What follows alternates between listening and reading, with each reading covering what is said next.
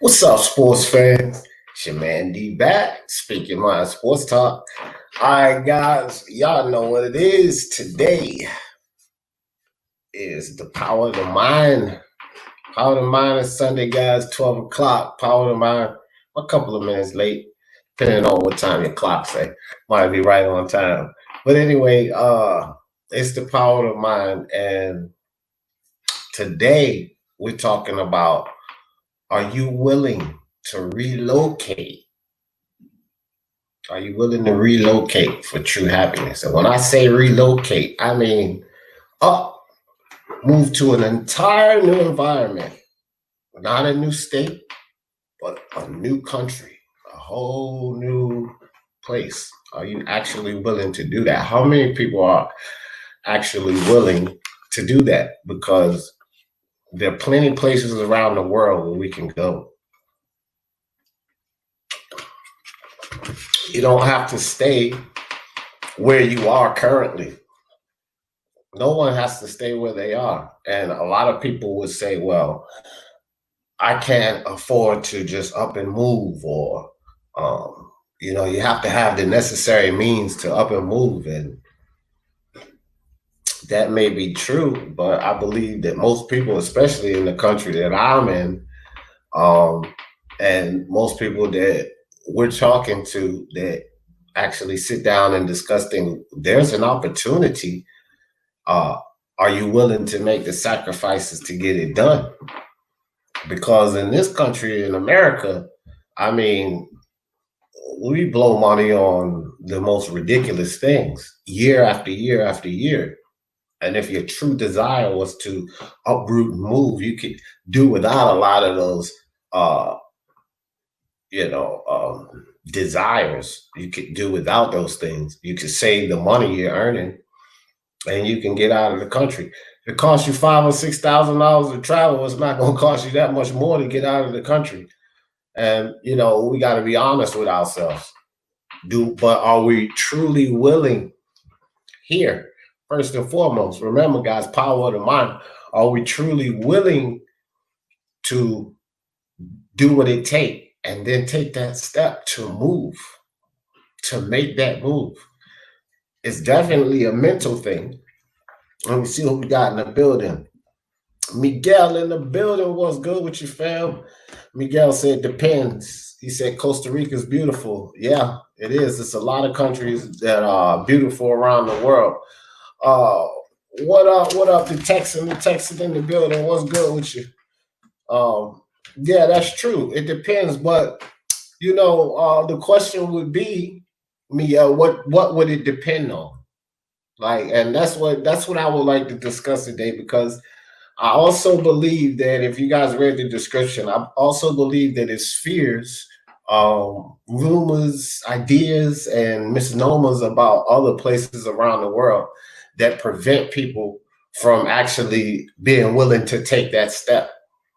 A lot of people, when it comes to America, they see the American television shows and movies and cinema, and they believe that that's what this country is about, but it's totally different. Some people lean on the media, the American media, the news media, and what they see on the news media of what America's about, and it's totally different. And you can't lean on that. You have to actually be in the environment to know.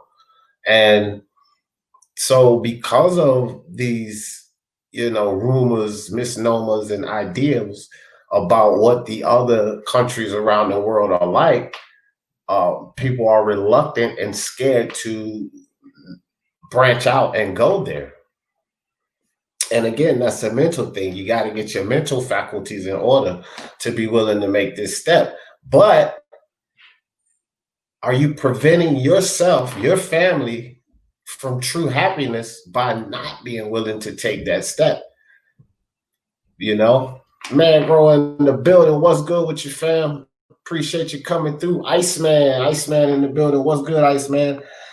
I don't know. YouTube must still be my notifications, guys, are not going out.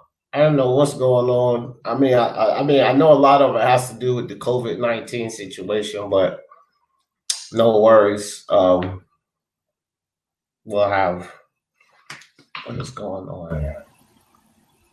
Sorry, excuse me for a second, guys. Trying to figure something out. All right. Sorry about that. But yeah, I don't know what's going on with the notifications, man.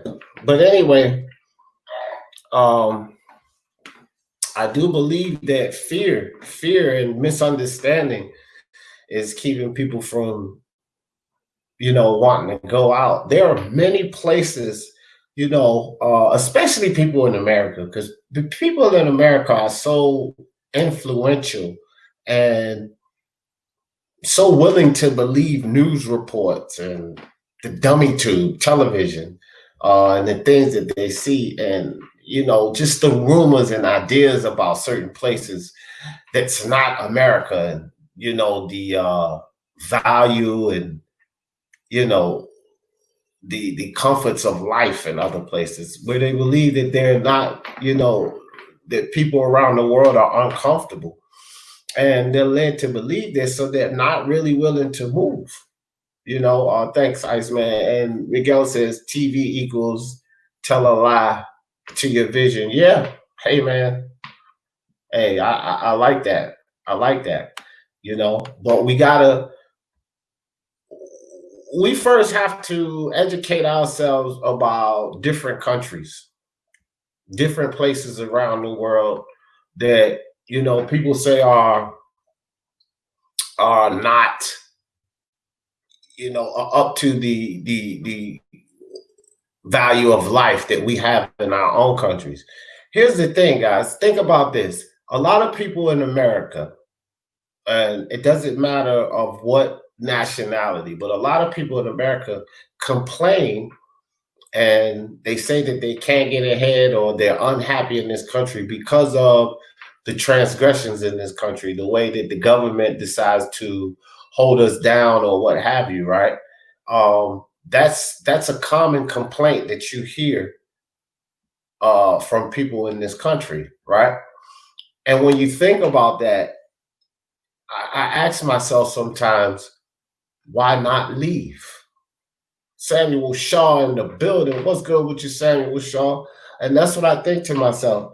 If you have this complaint, if you cannot stand life here in this country, why not pack up and leave? See, because there are many places around the world where you can live. Don't fall for the television, the news reports, the misnomers, the ideas, and the rumors about how it is around. I've been in Europe. I lived in Europe 3 years out of my life. I've been to Europe, and it's beautiful over there. The vibe, it's great to live over there in Europe. I would love to go again as an adult. I was a teenager when we were over there. I would love to go back as an adult, but fear and lies and media would have people believe that things are not as it's the value of life is not up to par in other places, and that's just not true. That's not true at all. The Texan said, fear always plagued my family from leaving a bad town. Right, and I'm gonna get to that. I'm glad I'm gonna leave this up for a second. From leaving a bad town. 1 minute we made it out, then one main person that got them out of that environment leaves. They end up returning back. Yeah, and that happens. And I wanted to leave that comment out because here's the thing. You have a lot of people that will, like you just said, they don't want to even take the step and leave a town. You guys understand what I'm saying? A town, not the country now. It's fear enough just to leave the town to start over. So just imagine leaving an entire country, going into an entire country somewhere else to live, and it's difficult enough to even leave a town, but again, it's like he said, it's family. Listen, how many people go different people out there? Yeah, it's different people out there. You know what else is a misnomer about how people hate you in another country. Oh, well, I'm a black man. Well, I'm Indian. Well, I'm Chinese. Well, I'm Mexican, and they wouldn't like me there. This is actually another misnomer, and it's a rumor that goes out there about how people will hate you around the country or around the world. Again, people love people more than others think around the world, and foreigners are not frowned upon or taboo. Foreigners are accepted and loved and actually cherished in a lot of places around the world. I've been to many countries in Europe, and I'm telling you, a lot of things that people hear, I didn't witness that. People love and respect and show value to visitors from other countries. It's not like it is here. And a lot of people have it stuck in their mind here in America because of the way it is here. But people are not like you around the world. They're different from you. It's a different culture. It's a different environment. They're brought up differently. So things happen differently. We have to get our ideals and we get it out of our head when we determine how other people are going to react to us. Just because you show your prejudices and you act in certain ways when people migrate to this country doesn't mean they're going to act that way when you go to their country. And in my experience of the different countries that I've been to, this is just not the case. I've not been frowned upon or discriminated against or shown prejudices to. Now, I'm not saying that it does not exist, and I'm not saying that it doesn't happen, because let's be realistic. I'm pretty sure in every culture, people are going to cater to their own. We do it in America, so don't expect that it's not done in other countries. So we're not being naive about this, but the hate and the vitriol that's claimed that we will receive, that I haven't experienced, and that's just not true. And we will not know until we go and attempt to try and see the world. We can't listen to the rumors and the BS that we see on television. We have to go experience these things. And fear is keeping us. Fear could be keeping us from true happiness, from visiting different places, uprooting. Go live in a different place. Listen, I'll tell you this. Miguel says, I'm from New York. I went to Corpus Christi, Texas. I did work in Corpus Christi, Texas. Beautiful, Miguel. I went to Corpus Christi Bay, and it was red tide actually at the time. And I know you know what that means, Miguel. Red tide is, guys, if you haven't been to Corpus Christi Bay, it's something about an algae and it does something to the fish and it brings in like this red silk all over top of the water. It's really strange. I've never seen it. And so it was red tide. But prior to red tide coming in, we were there to do a job for 5 days. I was in commercial construction. And prior to red tide coming in, I got on one of the ferries and we went out on the bay on Corpus Christi. It's beautiful. And the bridge there at night is all lit up. They got these colors there. It's actually one of those drawbridges, guys, that go up because big ships come through. It was beautiful out in Corpus Christi, Texas. I've been there too. So he said, and the people down there were so nice, not like these New York assholes. But see, that's what it is. It's when you get outside of your environment. And then look, think about this, Miguel. It was always, this actually backs up what I'm telling people. This is right in this country. There was always, I used to stay in Queens, New York, Jamaica, Queens, Flatbush. You know where that is, Miguel. I used to stay there. And it's this misnomer in this country. I never stayed in Texas, but I did work down there for days at a time. But like Texas and New York, people in Texas don't like New York people. But it's a lie. And just like Miguel said, he went down there to Corpus Christi. And when I went down there, people are invited, man. They got that Southern accent. It's so funny, but they so nice. They super nice in the restaurants and the store. Hey, how you doing, honey? And all of that, bro. It's great down there.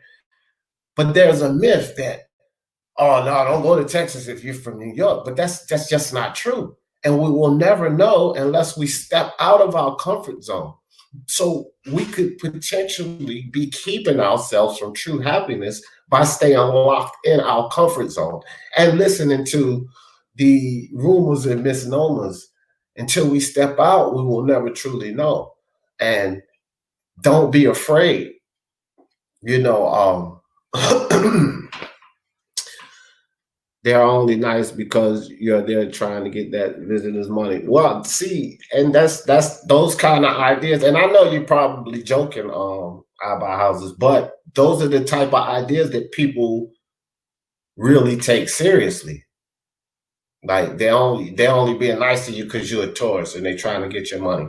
And people take that seriously and they have this locked in their head. And that's part of why people are afraid to leave out of their comfort zone. But again, I don't like it's just not so. And as we go on into this discussion, I'm going to bring up a lot more things about, you know, why that's just not true. Flatbush is Brooklyn. I meant Springfield Garden. Sorry, Miguel. Springfield Garden, Jamaica, Queens. That's where I was at. Springfield Garden. Flatbush is where my cousin was at in Brooklyn. What up, Toby? I'm not a New Yorker, bro. You can tell from my accent. So, yeah. Thanks for the correction, my friend. It's a total Barlet piece. Texas actually means friendly. Yeah. People were pretty friendly to me. My mission in life is to escape from the Midwest. I don't give a fuck if it's called Cali, Vegas, Texas, Florida, etc. Johnny boy, would you be willing to leave America, the country? That's a question that I have for you guys. And if anybody has a thought, not gonna like have a full panel today, but if you do have a thought that you'd like to give, 3 or 4 minutes, 5 minutes, maybe jump up here and give a thought. But Johnny boy, would you be willing to leave America? That's the question that I want to ask all of you guys. If you're living in America, a lot of we have speaking my sports talk family all over the world, but for particularly whatever country you're living in, would you be willing to uproot and live there? If you're happy, no. So if you're happy where you are, I would advise you to stay because you're still taking a risk. People got to understand whatever you move is always risk associated. But where you are now, if you have things that make you unhappy, whether you feel like the man is oppressing you, keeping you down, if you feel like there's massive racism around where you at, if you feel like it's too much crime around your neighborhood, would you be willing to leave the country? Just take your family where you are right now. I want y'all to put that in the chat. And if anybody want to speak on that, click that link and let me know. That's the question. Johnny Boy says, yes, I plan to. It's either Italy or South America, one or the other. Okay, Johnny Boy. That's good, bro. That's good. Samuel Shaw says, Toby Bartlett. The Texan says, I'd leave to Japan, Canada, or Taiwan. So you would really be willing to, I'm asking you guys, I want to know now, would you be willing to uproot, take your family, your wife if you're married, and your kids, and anybody else who will want to come if you can afford it, and leave, move to another country? And he said Japan, Canada, or Taiwan. Okay. What's his name? Sean Newton, I believe, lives in Taiwan. He's Canadian, but I think he lives in Taiwan. Sean Newton, boxing. Brian Hawkins said, I've been to America, spent most of the time drunk and working, but it was good. I would move, yes. Not right now with the way things are, but maybe later on. Okay, Brian, where are you from? So, and it's the willingness, just the willingness to move and uproot. That's the courage that I'm talking about, because a lot of people will not move if you were willing to do that, Brian, for happiness, seeking happiness for your family, opportunity, success, whatever your reasons are. You feel that you would be better off, and that's the willingness I'm talking about. And I don't, I'm not neglecting anyone else around the world, but I'm speaking to our Americans because there's a big issue here. There's a big issue in this country, a big, huge problem. You know, George Floyd is a portion of the issues that's going on in this country. It's not all about George Floyd. He's a portion of the issues. There are a ton of different issues going on, and a lot of things get neglected because our media pushes certain issues so that they can be in the light, so people can respond and react to this. But there are certain issues surrounding the George Floyd incident. They're bigger issues. I hate to say it that way, and you know, I don't really care who gets offended, but people have to understand that there are much larger issues in this country than the situation that happened with George Floyd. And if those issues were addressed, and if those issues could be attacked, then we wouldn't have issues like George Floyd happening. But as people, we know this, whether we're African Americans, whether we're Europeans, whether we're Asians, it doesn't matter. Indians, it doesn't matter. Middle Eastern, it doesn't matter. Whatever our ethnic background is if there are things here in this country that's making us and our families unhappy, are we willing to leave? Brian, you're from Ireland? Oh, okay. All right. Bless up to you, bro. And that's the question I want to know. So Brian says he's willing to leave. Johnny Boy says he's willing to leave. The Texan says he's willing to leave. You know, I want to know from you guys, who's willing to leave? Who's willing to leave the country there and right now? Johnny Boy says this, oh, my bad. Hold on, because I didn't read that. Oh, yes, I did. Johnny Boy says, as soon as I get enough cash saved, I'm splitting like Pacino and Carlito's way. Yeah. Hey, I feel you, Johnny Boy. With me, it's not enough cash. I got a certain plan, but Johnny Boy, maybe we can talk about that behind the scenes. And you're a young man, bro. Or at least you're a young man to me. So there's different opportunities. And it's a way you map that out, bro. And I'm telling you, Johnny Boy. So I would like to talk to you about that behind the scene, bro. The Texan said, yes, indeed. I've actually thought about it for years. That's good, bro. That's good, the Texan. That's good. Johnny is a panhandling bum who ain't ever getting out of his. Oh, my gosh. Johnny Boy. Boy, you got a lot of people who love you out there, Johnny Boy. Brian Harkin, I'm from Ireland. Okay. Johnny Boy, don't worry about it. R.I.P. George Floyd and fuck Johnny Boy. Johnny Boy, people love you. That's all it is, Johnny Boy. They love you. Justin Trouble in the building. What's up, Justin Trouble? Don't start no trouble, Justin. J4B. Okay, that's why, Johnny Boy. We got J4B guys in the house. They don't like no damn Johnny Boy.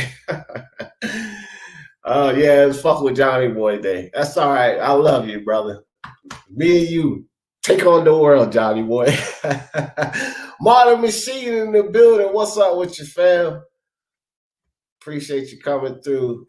Toby Barley said, Johnny Boy, unfortunately, wherever you move to, other idiots still have the internet. There you go. It don't matter where you go, Johnny Boy. They're going to be at you. Boss say, what's up, chat? Yeah, man. So, okay, good laughs. Good laughs. All right, guys, none of that. Y'all leave Johnny Boy alone in here. None of that shit, bro. I don't know the question mark. I don't know. I know Justin Trouble got a wrench. The question mark. Slow it down, bro, because I got certain rules in here, and the wrenches will take you out of there. So, but y'all leave Johnny Boy alone, dog. Don't bother Johnny Boy in here. I don't care what y'all think he is out there. See, this is what I'm talking about. Fear. Fear and misunderstanding cause people to act in a certain way. And I don't care what any of you guys say, y'all all cool with me, but I just see one of y'all say he's a racist and he's not. So it's a misunderstanding there. Fear and misunderstanding keep people from enlightening themselves. Get out to another country, enlighten yourself. I hear misnomers about different countries all the time, bro. And I've been there. I've been to England. I've been to Germany. I've been to Europe. I've been to Austria. Austria is beautiful. For a lot of you people who haven't been to Austria, not Australia, I put that a little low. That's okay. But that says Austria. Okay, I've been here, and I'm telling you, people, it's beautiful. It's a little cold. Yeah, it's cold. But shit, I'm in Columbus, Ohio. It's cold here. It's really cold here. So, we got to get out. We got to spread ourselves out and don't listen to them. I had no problems. We had no problems with racism. Something that people say, well, out in Austria is Aryan blood, true Aryan blood. They don't like black people out there. Okay, again, there are prejudices and racism in every ethnic background if you're not of their own.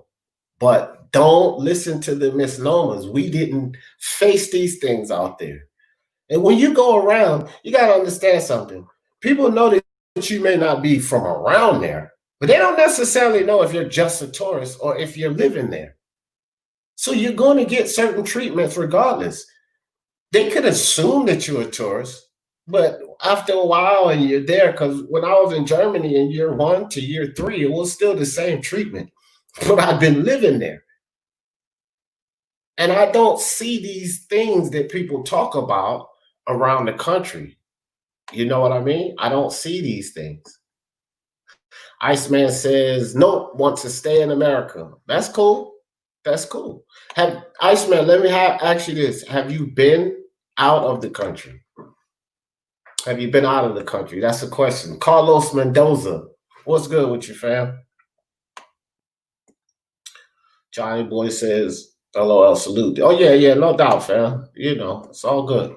Martin Machine said, nah, I don't like, no. Yeah, I don't, well, we don't have that.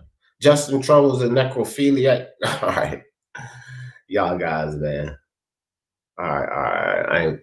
Let me read the comments before I put them up. Jay Cooley in the building. What's good with you, Jay Cooley? Appreciate you coming through. You guys, it's all love here. It's all love. Jay Cooley says you shouldn't fear nothing but God. That's a fact. I mean, and there's really no reason. The fear of God in the Bible, in my opinion, is misinterpreted to how man assess the emotion of fear. Let me say this again, guys. Listen. The fear of God and the interpretation and that many religions give of that, the fear of God, the interpretation that many religions give of that from the Bible is interpreted in man's association with fear concerning your emotional state. You really shouldn't have even the fear of God if you look at it in man's association with fear. You shouldn't fear anything, just like you said, anything, not even God, because God is within all of us. So when you fear God, you fear yourself. You fear the things that you know you're doing wrong. And in that sense, you should fear God because you should fear the God force within you. We talked about this before on the power of the mind. When you're doing something wrong, when you're engaging in something wrong that you know is wrong, you get that feeling in your stomach. Well, you call it bubble guts, butterflies, whatever. You get that feeling because you know it's wrong. That's your inner being. That's the God force within you telling you, hey, shouldn't be doing that, because you wouldn't be feeling like that. When it's joyous, when it's the right thing, when it's something that makes you feel good, then you get a whole different feeling. You get this feeling of enlightenment, joy all through your body. You don't get those bubble guts.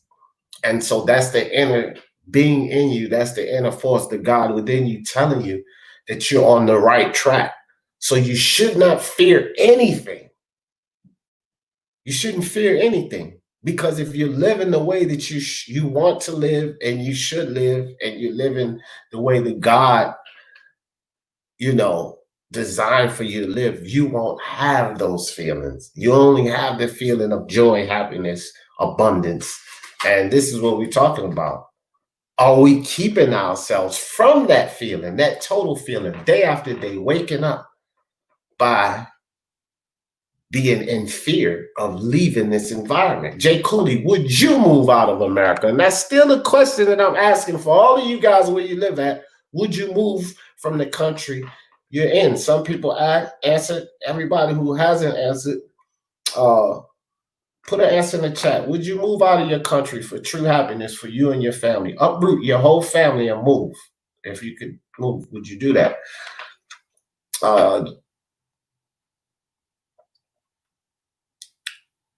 He said, FM, we speaking our mind. That's what it's all about. Speak your mind, bro. Speak your mind. Johnny Boy moved to Europe. He will be up at 4 a.m. to watch America pay-per-views. Hey, that's another beautiful thing about what we do here, Johnny Boy and I and everyone else who's a content creator. We can move wherever we want. Yeah, we may have to change our sleeping arrangements, but we can still get on here and talk our shit and, you know, earn a nickel or dime here and then work out there wherever we live at, or start a business or something. It would be great. You know what I mean? Yeah, depending on the fight.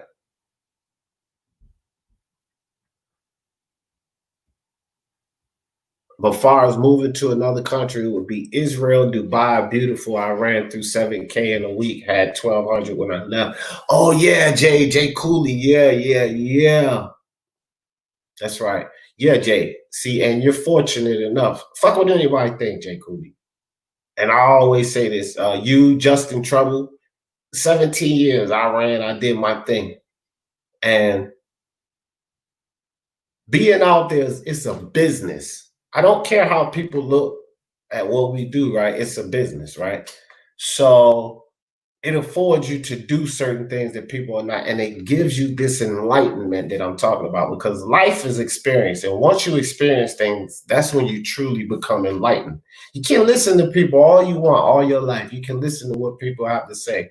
But once you truly experience things for yourself is when you become enlightened. So Jay Cooley, because you was fortunate enough to move around, you were able to dismiss the misnomers, rumors, ideas about how it is outside of this country.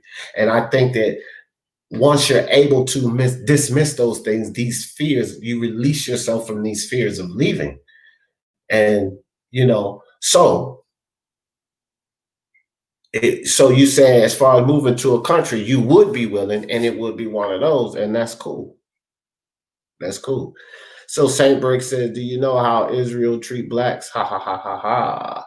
And I'm not sure about that. I'm not sure, but Saint Brick, do you know how Israel treat blacks, or is this something you've heard? Have you been there? Have you experienced it? Have you visited the country? Have you stayed there around and visually seen the treatments of blacks there in Israel? Saint Brick, that's a valid question, and I'm not trying to be funny. I'm just asking, have you been there? Do you know whatever it is you're saying, how Israel treat blacks? Do you know about this?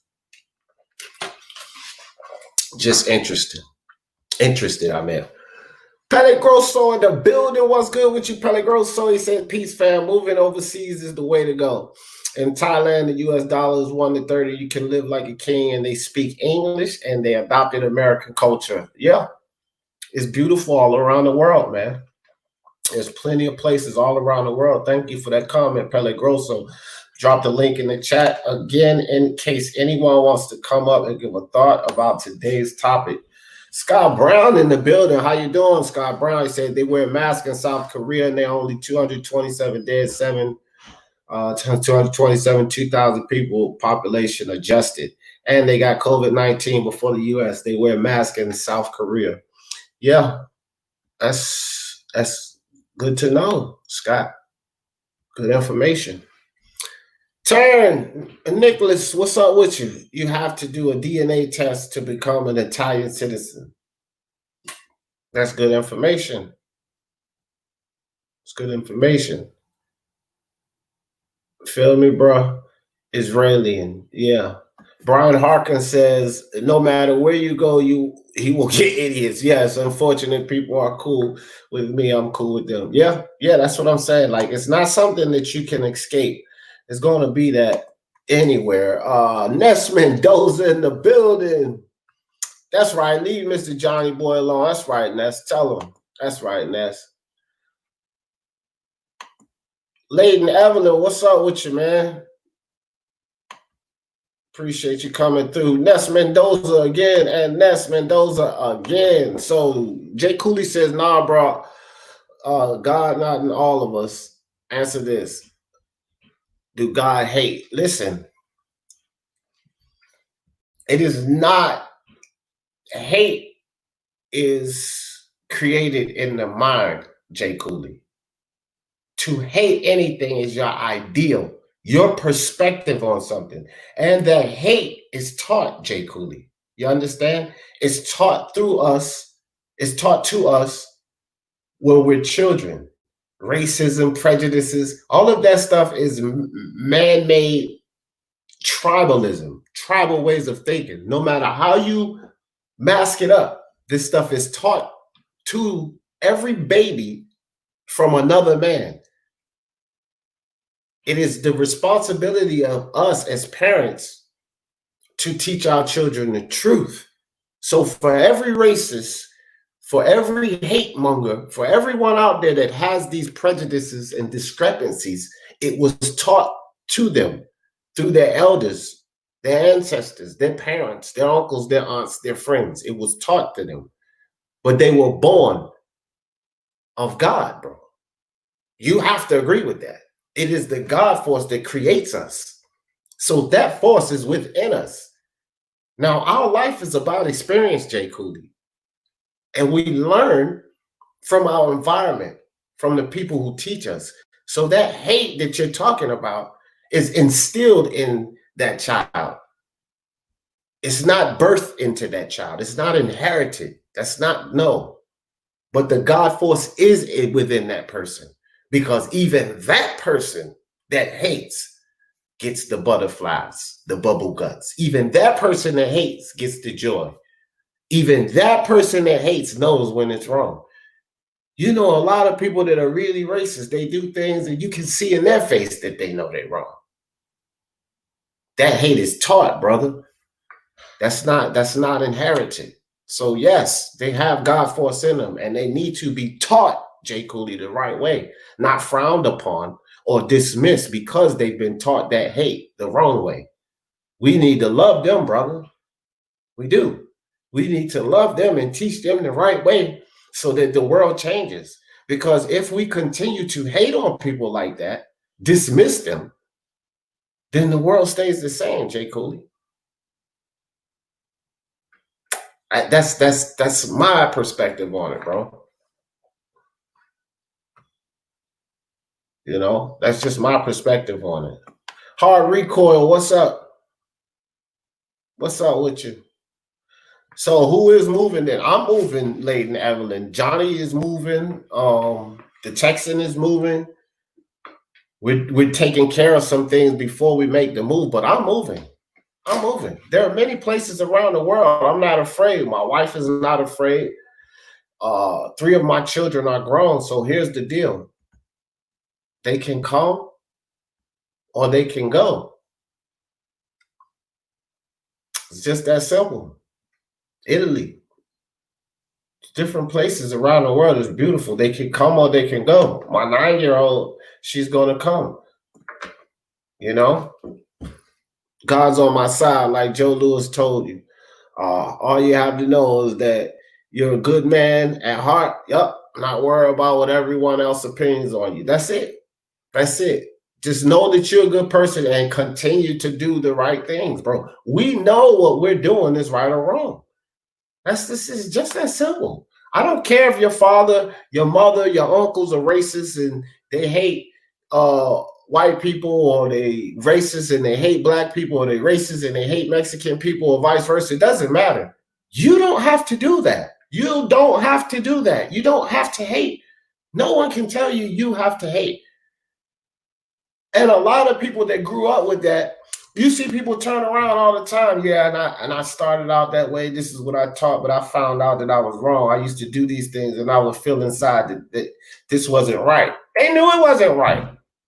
That's the thing, guys. So you can feel inside. You don't have to hate. It's your mind. Reprogram your mind with all of these false ideas. Get them out of there. Reprogram your mind with the right thing. I'm happy and jolly in old England. I wish the weather was better. Hey, and that's the thing I was talking about earlier, St. Brit. For the people that are happy in life where they are now, then that question doesn't apply, because this question applies to, again, I started this off for everybody who's joining in. I will catch everyone up to speed. We're going to go off into different topics, and because we're talking about different places and things like that. But as always, I want to keep this in perspective. It's the power of the mind. Again, guys, thank you guys for coming out. It's the power of the mind episode. And we're talking about, are you willing to uproot your family and move to an entire different country? If you could do it today, are you willing to do that for true happiness? But as in St. Brit's case, if where you are, you're perfectly happy and you don't have complaints, St. Brit says, I'm happy in jolly old England, and I wish the weather was a little better. But the weather St. Brit can deal with, but he's happy in life where he is. And that, my friend, is where people need to be. Everyone. And so are we willing to uproot where we are now for true happiness, so that we can all get on St. Brit's level? Like, man, maybe the weather could be a little better. And here's the thing. A lot of people in America are not. They're not happy. They're not happy. When we sit here and we talk about the George Floyd situations and everything, they're not happy, guys. And let's keep something in mind here. Let's keep something in mind. I want to keep everything in perspective, because on the thumbnail, let me move that right quick, St. Brit. On the thumbnail, I say it here. This is not an answer, but an option. This is not an answer, guys. It's just uproot, leave. And I'm not saying uproot, leave, and run away, but this is an option. Because we have to remember too, it's about ourselves, our family. And some people have the complaint.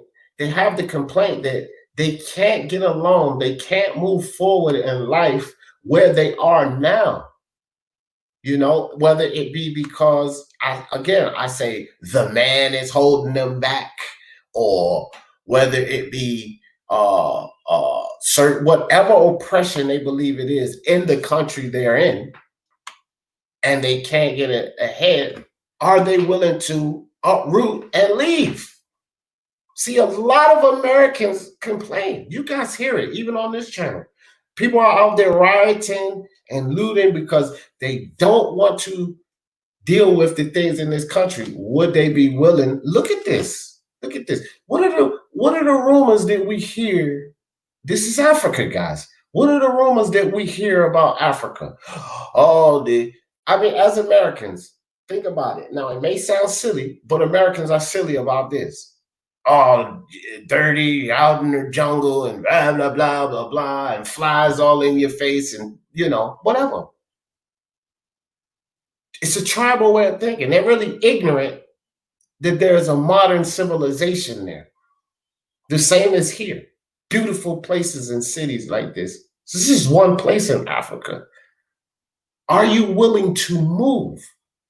Because it may take that for you and your family to be truly happy. You see, Ness Mendoza said, agreed. So wherever Ness is, he's happy where he is. And for you guys, brilliant, brilliant. But for the people that are where they are and they're not happy with their government, they're not happy, they feel hopeless. Like their government is keeping them from, there's a world of opportunities, not a land of opportunities. America is so-called the land of opportunities. There's a world of opportunities, guys. Beautiful places. Scott Brown says only to live in New Zealand where they took COVID-19 serious and now they don't have any new cases. Beautiful. Beautiful. Beautiful, Scott Brown. New Zealand people. I wish I had found a picture of New Zealand. I just found some selective pictures and I'll put it up because I've not really heard too many misnomers about New Zealand. Scott Brown, I heard that it's beautiful, peaceful, serene. Those are the things that I've heard about New Zealand. So, and all of the pictures I've seen, Boxing Squared. If you guys haven't been over there, man, go check him out, bro. He follows the heavyweight division, Boxing Squared. The guy's brilliant.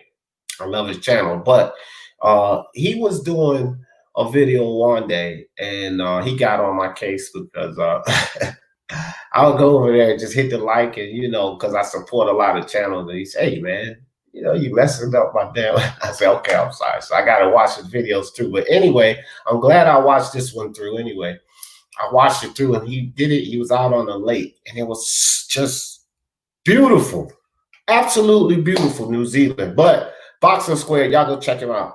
But yes, Scott, I've heard that New Zealand is fantastic. Anyways, just wanted to drive by and show some love. Hope everyone is well. A nice sunny day. Salute. All right, thanks, Johnny Boy. Appreciate you, fam. I ain't traveled much, but I went somewhere. If I liked it, yeah, why not? Yeah, okay. I feel that, Toby. Yeah, why not? Why not? Why not try? Why not try? I can live like a god in the Philippines, seriously, with all my fanciest converts over 30 million PHP. Where, yeah, I mean, bro, but always, I tell you this, funny. Yeah, I'll tell you this, funny. I love the name though. Always do your research because it's not all about the currency, right? Understand this. I don't care how much money you have, unless you can earn more and have like a source of income coming in, that money eventually runs out. And what will you do in that country when you have to earn their money at their rate?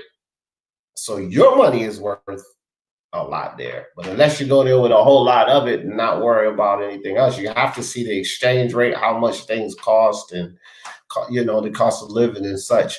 And I would suggest that you have also a source of income coming in at your exchange rate. So wherever you are now, if you build a source of income coming in at that exchange rate, then you're doing good because you'll have that revenue coming in month after month, year after year. And then the exchange rate, you'll be living like a king. But if you just go over there with, say, $100,000, eventually you run out with that. And what can you do there to earn money to live the way you want to live? Always think about that, because if your money is valued so high, it's probably because that economy is not as lucrative as the economy you're in, wherever it is, France, England, America. Your economy may be more lucrative, so it's easier to make money there. You have to account for all of that, fam. But I do hear you about the power of your currency versus theirs. And it's like that for a lot of people who are fortunate in the top 13 countries, like myself and you per se. It's like that. Our currency is overvalued to these other countries' currencies. Iceman, as long as you got a passport, don't let nothing hold you back. Yeah, for sure. For sure.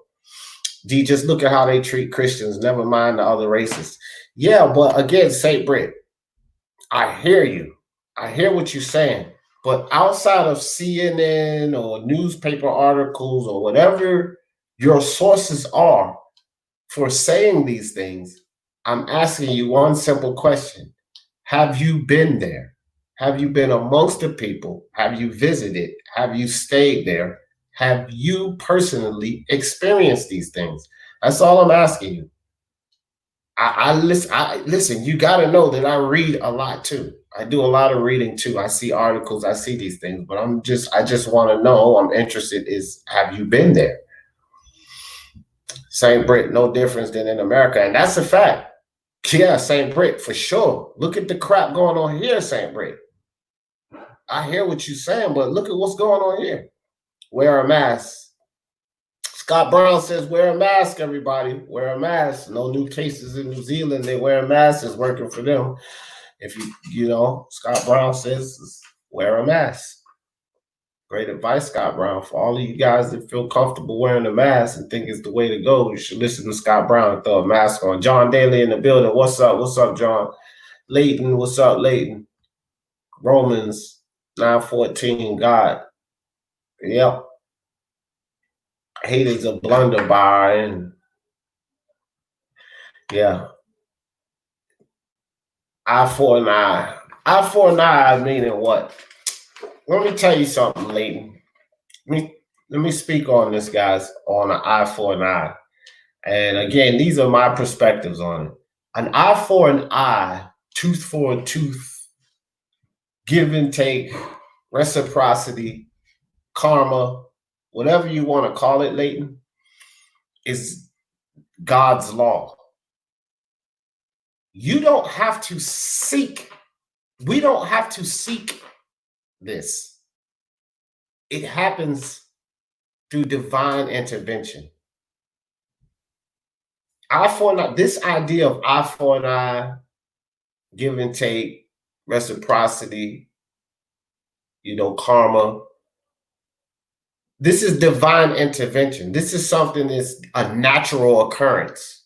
This is why this is what causes balance. Where people go wrong is where they seek, where they go out to make this happen. And that happens in vengeance and vindication. When you seek vengeance and vindication, understand that this same principle that you're talking about, Leighton, it also applies. So at the moment you go out and you do something to someone else thinking that you're making this possible, you're making an eye for an eye possible. You're not. At the moment you decide to go out and try and make this possible, not understanding by divine intervention, this is going to happen. So whatever person did whatever you perceive to be wrong to you, or whatever person said whatever you feel they said wrong to you, they haven't done anything to you, technically. Because of divine intervention, because of God's law, that's automatically going to happen. That's going to come back to them. But once you go out to make this happen, eye for an eye, once you go out and commit the acts, put the thought and energy out, understand that it's coming back to you. And I tell everyone, never seek vengeance and vindication and vengeance, because the people who so-called wrong you, they've only wronged themselves. They've only hurt themselves. And when you truly understand that, things change. So an eye for an eye is divine intervention. It automatically happens. You don't have to do anything. All you have to do is sit back and let them people destroy themselves, bro. Ask for forgiveness and repentance if you decide to seek vindication. Ask the person to forgive you that you did that to. It may sound weird, but I'm telling you guys, this is how it is. You don't want to do that. So eye for an eye is real, Leighton. It exists, but you don't have to make it happen. Trust and believe that. D, what's this Sunday school? Hey, power of the mind on Sunday, Leighton. Power of the mind. We can call it whatever we want. You know what I mean? I like that Sunday school. Amen, D, bro. Hey, thank you, Ness. Thank you. Take power in the building. What's up, son? What's up? What's up? Keep grinding. I will, son. I definitely will. For you, bro. For you, my man. The only thing we weren't tough was how to cry. Yeah, we weren't. I think I'm supposed to be say talk, but whatever. Was how to cry. What was the first thing we did when we were born? Was cry. Yeah. Yeah. Doctor smack you on that. That's how it goes, man. Mr. D spitting facts. Thanks, Ness. I appreciate that. Trump gonna rally indoors without masks and pack in the bag. Well, we really don't know, Scott. Look, Scott, this is the thing. This is the thing. I continue to support your message on the mask. Okay, Scott? I want you to understand this, but understand how I work here. Speak your mind is about speaking your mind. We all have our different minds, Scott, right? And I don't want you to get forceful on the idea, because none of us can act like there's a right way or there's a wrong way. We can't do that, Scott. So we cannot act like the mask is the right way and the only way and push that idea. But the whole time, if you notice, Scott, I have supported your message to wear the mask. And I said specifically one time that if you feel comfortable and wearing the mask, please put the mask on. Because again, remember, it's about the mind, Scott. Whatever makes you happy, whatever makes you feel safe, this is what you should do. But we cannot push this idea on anyone else, Scott. We don't know, Scott, if Trump is doing wrong or if Trump is doing right. There are other factors that the media is not telling you, Scott, of why New Zealand's numbers are the way they are and other countries are not. There's a lot more going into it. And if you want my email, I'll give you my email. We could talk about a lot of this behind the scenes. I don't want to disrupt the show today for Scott, but trust and believe everything that I don't know what your sources are. I know that you're in a country that's doing really well through this pandemic. I understand that. But it's still the media that's telling you that it's the mass, and that's the reason behind that. But one thing you have to understand, Scott, is that people have a lot of faith in this medical system that's talking about the mass, okay? Well, within the same medical system, these same doctors are at odds with each other. You have a lot of the doctors within this same medical system that's saying the masks are not a good idea. And then there are doctors within the same medical system that's saying the masks are a good idea. But here's another thing, Scott Brown. There are a lot of people that are wearing the mask and they're still contracting COVID-19. So while the mask may help or while the mask may be a good idea, the masks are not the answer. So we have to keep in mind, let everyone have their perspective and advise people. But like Napoleon Hill once said, Scott Brown, and this is not to be offensive, this is just a reality. Advice unwarranted is worth the request. And if you don't know what that means if don't nobody ask, then that's what they feel about your advice is not worth anything. And I'm not, again, being facetious. That is a quote from Napoleon Hill. Go read it. Advice unwarranted is worth the request. So we can share ideas, but we can't push anything on anyone else, not religion, not ideas, not anything, because those same doctors that you have faith in about those masks, all of them within their own practice don't agree with each other. There are a lot of doctors coming out day after day after day saying the mask is a bad idea, Scott. So who do we believe? Because it's all the medical system. All right, so moving on, I want to get back to the topic of having this fear to leave. So I want to get on something. Let me get in the chat. Yeah, I don't know if you're gone yet, Johnny Boy. Said thanks for reading. Yeah, no doubt. Appreciate you coming through, fam.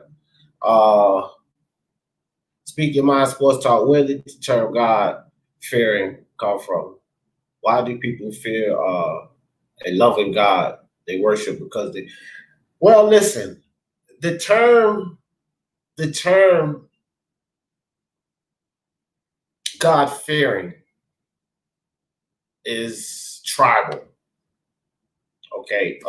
Again, guys, when I say tribal, I don't mean like an Aborigine tribe. Tribal is basically a societal way of thinking, or anything that's created, any way of thinking that's created that a mass of people adapt. That's a tribal way of thinking. Okay. So the term God-fearing is basically a tribal way of thinking. But that is upon the misinterpretation of fear of God that comes from the good book. It's the term. Terms like this is how people get everything mixed up. You understand what I'm saying? They get it mixed up because the leaders in these religions, they push terms like this for it to mean something, for it to generate fear so that they can control the masses. So God-fearing has been misconstrued to have your mental believe that it's something that it shouldn't be. And that's what I really want to say about God, the term God-fearing peligroso. I hope that kind of cleared it up. I hope I wasn't kind of confusing there, but it's not really a genuine term. It was created to mislead people, so to speak, if you understand what I mean there. I'd rather live in the Philippines than America. Yeah, I'd rather live in a lot of places than America, guys. I heard Norway is the spot. Police don't kill black men or people, period, unless it's a must. Hey, yo, it's like that in a lot of places. Police don't kill people in general unless it's a must. You know what I mean? Lewis Sports Network in the building. Salute D on this topic, bro. Salute to chat. Yep. Salute to you, my brother Lewis. Appreciate you coming through. Go subscribe to that man, the basketball guru. My man Lewis. Here's another spot in Africa. Check it out, guys. Beautiful. Just absolutely beautiful. Don't listen to the rumors. Sakib, what's up? What's up, Sakib? I appreciate you coming through, my man. That's because there ain't no black. No, see, that's not true, Leighton. That's actually very untrue. There are black men with dreads that have businesses, dreadlocks, skin as dark as my hat in Norway. Leighton. That's not true. That's these misnomers, and those are the ideas we have to get out of our head. That's actually absolutely not true. Mr. Mendoza, chief moderator, Mendoza, yes, sir. I've never really known Americans to travel, let alone relocate, to be honest. Must be hard when this country is so big. Well, you know, a lot of them do.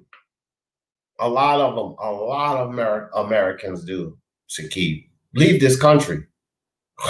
And the fact that you really not know, I know some personally. I know some now that I still keep in touch with that live in other countries right now. They were here. We grew up when we were kids, like, and they love it. They love it. They love being away from America. Yeah. People think that this is the land of milk and honey, the land of dreams. There's a lot that comes along with that. Willie Williams in the building. What's good with you, Willie? Appreciate you coming through, fam. Johnny Boy still in the building. Said, "Should I go to Africa? I'll be chilling with the tribe, like the kid off the red." Yeah, man. It's beautiful out there, bro. It's absolutely beautiful out there. Gonna be looking for a while. A white man. Yo, man. Oh my gosh, that movie is one of my best, one of my favorites. Leighton says, "I've been to U.S. Very rude people. A lot of rude people here, bro. There's no lie about that." Hitler's from Austria. Yeah, and I don't think that they're proud of that, Leighton. I really don't. Ness Mendoza said, "New Zealand's the best country, 230 plus population." 230 plus? I don't know what you mean. That's 1,000? 2.3 million? I know it's not just 230 people. Oh boy. Oh boy. He said it's all about money, money equals class. Yeah. New Zealand is one of the places I would like to go despite it being far away. Yeah, I would love to visit New Zealand. I've never been there. I would love to do that. No need to cash your pearls to swine. Samuel, New Zealand quarantine and not fanboy COVID-19 was a hoax and fake news like Trump. Yeah, Trump has his way with words. I tell you that, man. I tell you that, Sakib. I could only move to where I can go get a job in my industry, to be honest. Limited options, but I'm happy where I am for now. As long as you're happy, Sakib, there's no need to leave. And I'm going to get back on that too. I'm getting back to that too. Timmy Nealon in the building. I just wanted to see what you guys are talking about. What from? All right, let me scroll down, make sure I didn't miss anyone stepping in. But yeah, I feel you guys that are happy where you are. And if you're happy where you are, I still think that you guys have something to add to this discussion. But This discussion is not really to you guys. It's for you guys to add into, because you can explain actually why you're happy and comfortable with you are. Like Saint Britt, like Sakib. You can explain why you're happy there. This is for the people that are unhappy. Listen, guys, there are a lot of Americans you know that are unhappy. Look at what's going on. They're unhappy of being in America. Okay? And this is what this goes out to. What's good, DJ? Everybody, love everybody. Damn right. That's what I'm talking about, J Blues and boxing. That's what I'm talking about, bro. You got to start with love, bro. You have to. Appreciate you coming through, fam. I'm scrolling down now, guys. I know I missed a lot of your comments, but let me drop the link in the chat in case somebody want to come up for 5 minutes or so and give a thought on today's topic, in case you want to speak. And Iceman said, money doesn't make everyone happy. Ain't that the truth? It's not all about money, bro. Although I had no money till this day, but I'm still happy with my family. That's right. That's what it's about. See, listen, guys. Again, true happiness. In the title, I said, are you willing to relocate? Move for true happiness. That don't have a goddamn thing to do with money. Because in this country, people are bound and they're not happy because they don't have enough money to get by and survive. But what if you could move to a simpler place where you needed a lot less money and you could live comfortably off of the natural resources, where you're not stuck in a country where you pretty much have to have certain amenities to get by, like America? But you would be truly happy without all of these so-called necessities to operate in that society. Because it may be necessary to operate in a society. You may have to have certain things, but in other societies, you don't have to have that. You don't have to have these things. You can live a more basic life, but that could lead you to happiness. See, it's the commercials and the propaganda of the media, especially in this country, that makes you believe you need these things. But you don't need those things. That's not going to lead you to happiness. First off, being stress-free would lead you to happiness. And being stress-free is not worrying about paying a mountain of bills and how you're going to make it. That's not stress-free. So how can you be happy if you stress the hell out every day?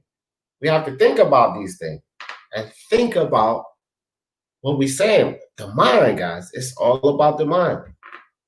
You know, Pele Grosso says you can get large plots of land in Brazil right off the coast beach line, and the government will give you tax benefits if you have cattle for a few, look at that, and a few horses. Look at that.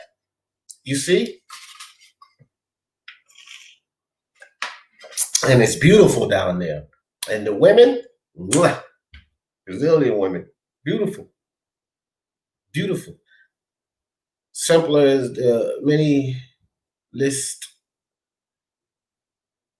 I don't know what that is. Simpler is that word. Only get what you need. Minimalist. Oh, okay, right. Minimalist. Yeah, only get what you need. Not all the things that you desire. That's a problem with Americans, bro. We grew up in this society, so we're afforded certain things that makes us super comfortable. Okay? Super comfortable in life. So Americans feel like there are certain things they need, and these things are not really necessary. You understand? And so you build up, like a lot of people in America, you would see them out at the mall or something with their families, and you would assume that they have it made. They have a whole lot. They might pull up in a nice Mercedes-Benz, the two sons and the daughter. Everybody gets out of the car. They dress real nice and clean. They look really nice. And the parents in that household are up to their eyeballs in debt. They owe more money than they're bringing in. They're stressed. What people see on television and in the media, a lot of Americans living like this. And they think, oh, look at how these Americans are living. They're living a stressed life. This is a fact, guys. They're living a stressed life because of all of these amenities. The $2.3 million house, the nice suits, and the furniture and the cars and the stuff, all of these things that they're making payments on, and they don't really own these things. They're just going to jobs and they're making payments on these things to keep up a facade, to show that they have this so-called wealth that they don't really have. They don't really have. Everybody hit that like for me. And so let me reel this back in because I want to get back on topic of people in this country and anybody else in any other country that this applies to. Getting up and moving from the country you are. In America right now, Hispanics at some levels, some Asians, African Americans have a multitude of complaints about why they don't want to be in this country. Okay. And again, whether it's because of racism, whether it's because of oppression, whether it's whatever the reasons are, that this country is not for them. And what I'm saying is, if you really feel that way, why don't you leave this country? Okay, and then we get into the realm of, well, I can't afford to just up and leave. But is that true? In a country like America where you're afforded free housing, free food, free medical care, free electric, and free water, as long as you have children, all the way up until the age of 24, as long as they're in school. These programs will pay for you. Now, my thing is this. It does not take 17 years. That's the lifespan of a high schooler. It does not take 24 years. That's the lifespan of a college grad. It does not take that amount of time to save enough money to get up and get out of this country. Now, let me drive this back. What happens with a lot of Americans who are afforded this, now, this is what's called poverty level in this country. So the people that I'm describing here is what's called poverty level in this country. They're living in the projects. When I say free room and board, that means they're living in the projects. They're not paying anything. Okay? Because they have children, this is a service that the state provides. They don't have to pay for food because they get food and they can go to the stores or whatever. Electricity, water, none of that. And for at least 17 years through high school, or 24 years if they stay in college, they can live in these projects with no expenses to themselves. Now, a lot of these people in the project do what? They earn income. They don't report it because they want to beat the system and they want to keep the checks coming. They want to keep the food stamps coming. So they're earning income, but they're not reporting it. They either sell drugs or they do hair or they do side jobs under the table or they do jobs that's 1099 and just don't report it. But they're earning money the whole time they're in this system, right? And they're beating the system. Now, with this income that they're earning, they keeping the Jordans, they keeping nice cars, they keeping nice furniture, they keeping the cable on, they keeping the iPhone 11 with the Verizon bill that goes along with that. The whole time they're scamming the system because this income is supposed to be reported. Now, all of those things I just mentioned are not necessity. And you cannot tell me that if they save all of that extra income, no disrespect to my man Boone, but the herb smoke. If all of this extra income is saved along the way, we're being oppressed and we're down here, not even for 3 years, would be enough money for you to move your whole family and start over in another country. But are we willing to make the risk? Because here's the reality. A lot of the immigrants that we see move over to this country, they sacrificed even more so to do that. They didn't have the free rent. They didn't have the free food coming in. They scraped, scrambled. Some of them even snuck in with their entire families to get here. And look at what they went through for true happiness, where we actually have the resources and we can do it much easier. And a lot of Americans don't even contemplate that. But you can move elsewhere for true happiness. And again, guys, keep this in mind, because I've said this in the beginning and I'm going to keep going back to this. This is not the answer, because there are problems in this country that needs to be addressed. So this is not the answer, but this is an option. For a lot of people, this is an option. You know, Africa, let me put that one back up here. Africa, and I'm putting Africa up here because a lot of African Americans have so much to say about this country, but never contemplate uprooting and going back to Africa, which is a land of our own, which those rumors and misnomers about how people, real Africans, hate us, these are lies. DT3 Bull Man in the building. What's up with you? What's going on, man? I just wanted to cook on a real life topic. I've been kind of on real life problems. I've been trying to be an activist for my people and trying to get us to rally, to come together and figure out how we can strategize and come together and figure out a political way to solve the problems that are going to continue to happen in this country. A lot of people do not understand the history of this country. They don't know that your grandmother or your grandmother's mother was not far removed from those times of post-Civil War and during the roaring 20s. I'm sure I'm sure your grandmother can attest to the 1900s, maybe even the late 1800s. You know what I mean? So you're not too far removed from the times when we were slaves, when we literally had little to no rights, when we couldn't vote. You know, people don't understand that it's deeper than that, and the fact that we still have people that represent the Confederacy in the Senate, the fact that we don't have any African Americans on the Senate that I've seen. How many African American senators do you know of that is active today, if not of all time? So I have had a lot of issues with a few. I've had a couple of serious debates with a few European Americans or Caucasians, white people, what have you.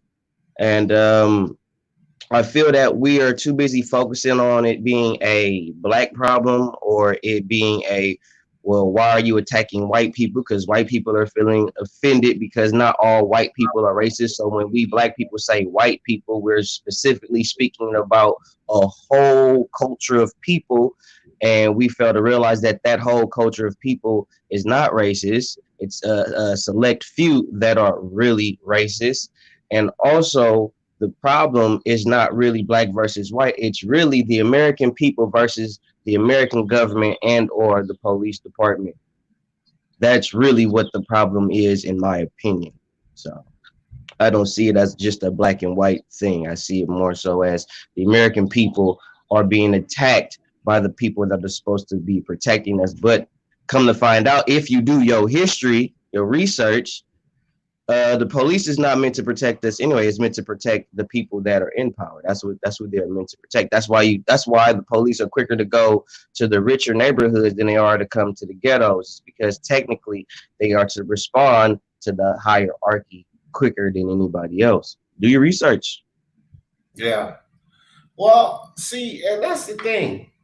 That's the thing too. Okay, so you hear a lot of people. Here's an idea that I want people to understand. No matter where you go in this world, there are going to be certain prejudices or oppressions of some sort. Because if you think about it, people talk about it in every country that they talk about their own transgressions. So there's going to be an element of that no matter where you go. Uh, Mm-hmm. but I think that some people have to realize that if you feel that there's this much of a problem where you are in your environment, then maybe you should change your environment. You know, Mm. a lot of African Americans say that we were stolen from our natural land. But do they consider going back there and living there, living around where there's And war? even that People like, consistently say, go they ahead, people, man. I understand that that did happen to some degree, but people fail to realize that there were battles fought in Africa, and the tribes that won the battles took prisoners. And if they didn't want them British people messing with them or trying to take their land, they gave up those prisoners as a means to, get either some type of payment or just to keep the British off of them. And those prisoners that those African people had due to spoils of war ended up being slaves and coming to the Johnstown, coming to the new land and becoming slaves in the new land. So let's not just keep putting it on the British, saying the British came and they stole us, they took us. No, we were sold by our own people too, but it was due to spoils of war. It wasn't because they were trying to betray their country. It was due to spoils of war, tribes beating other tribes, taking prisoners, and the British would come and they would sell the prisoners as a means to for them to have slaves and for them to maintain some type of income for their people. Yeah, yeah, um, yeah. That's a fact. I mean, those are facts. I would still say, like, get out though. My whole thing is get out. This is this is what I'm saying about America, Boom. And again, it doesn't Yeah, matter get like out. a certain race. Like, are you contemplating leaving? Is anybody contemplating leaving? Good morning, IBT. I Uh, am. Kelly Grosso says, what we need to do I is am. I pool am gonna our lie. Me and money my wife was together talking about it. and purchase our land and create our own community, build businesses and circulate the money amongst ourselves. But that sounds like too much like a call. No, it doesn't. No, it doesn't. That sounds like creating a No, no, it doesn't. No, it doesn't. community. That's what it sounds like. It sounds like creating a self-efficient community. And here's another thing. You can take a group of people, say you, your brothers and their family, maybe you and three or four other families decide, look, this is what we want to do. We want to uproot and leave whatever country you're in, England, France, America, Africa, doesn't matter. You decide you want to go to another country and start all over again. You can do that. You guys can find land. You can build it as little as one home. Stay there and start from there. You can do that. And then remember, prejudices, misnomers, all of this is taught. When you start new, you start a new way of thinking.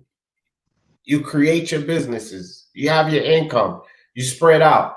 And you start this new community, bro. Any of us can do this because all communities start Hmm. from somewhere.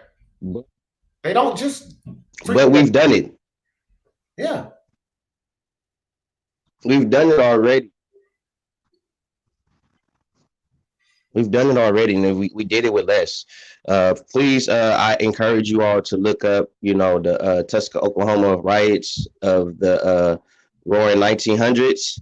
Right after the 19, I think it was right after the 1920s, right after everybody was coming up in the country, and African Americans, after slavery was abolished, they migrated to Oklahoma because technically Oklahoma was not a conquered state. It was not a part technically of nowhere. It was technically ran by Native Americans.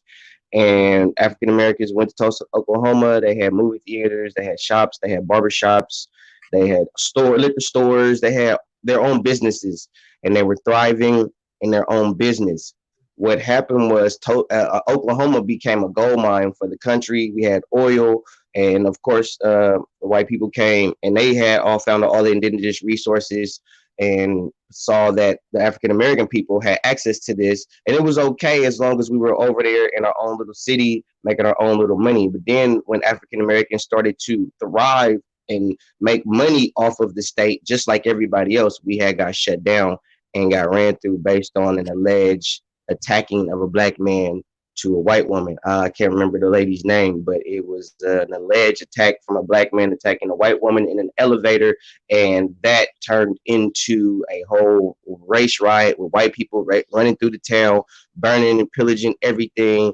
And come to find out, nobody was charged for the attack or nothing like that. Nobody. No white person was charged for anything, for any murders that they committed during the riots or anything like that. So we did it before and thrived, and we still got our shit messed up. So, wow, that's crazy. Just saying. So yeah, man. Yeah, man. I mean, but you know, so Champ Ross says we can't change history. All we can do is make a change today to have a better future. Yeah, agreed. He said, I hear everyone arguing about the past 75 years ago. We can't do anything about that. What we can do now to make our world a better place. That's what it's about, bro. That's what it's about. We can't, you know, I said on my last live, you can't dwell on the past and you can't dwell on the present if you want to move toward the future. You have to make a plan, visualize where you want to go, and focus on the future. For as long as we continue to dwell on now and what happened in the past, then we'll continue to get a residual of that. And a lot of African American people do that, whether they're doing it by default or understand that they're doing that or not. They're dwelling on the past and the way things are now. And they're giving energy and focusing on the past and on now, instead of devising a plan, putting energy toward that plan and focusing on the future. That's what a lot of African Americans do right now. And that's a fact. See? And we have to stop that. Hey, boom. So I got somebody else backstage to give some thoughts. You had any more thoughts? I'm only doing like, you know, one at a time today on the panel, bro. What's cold?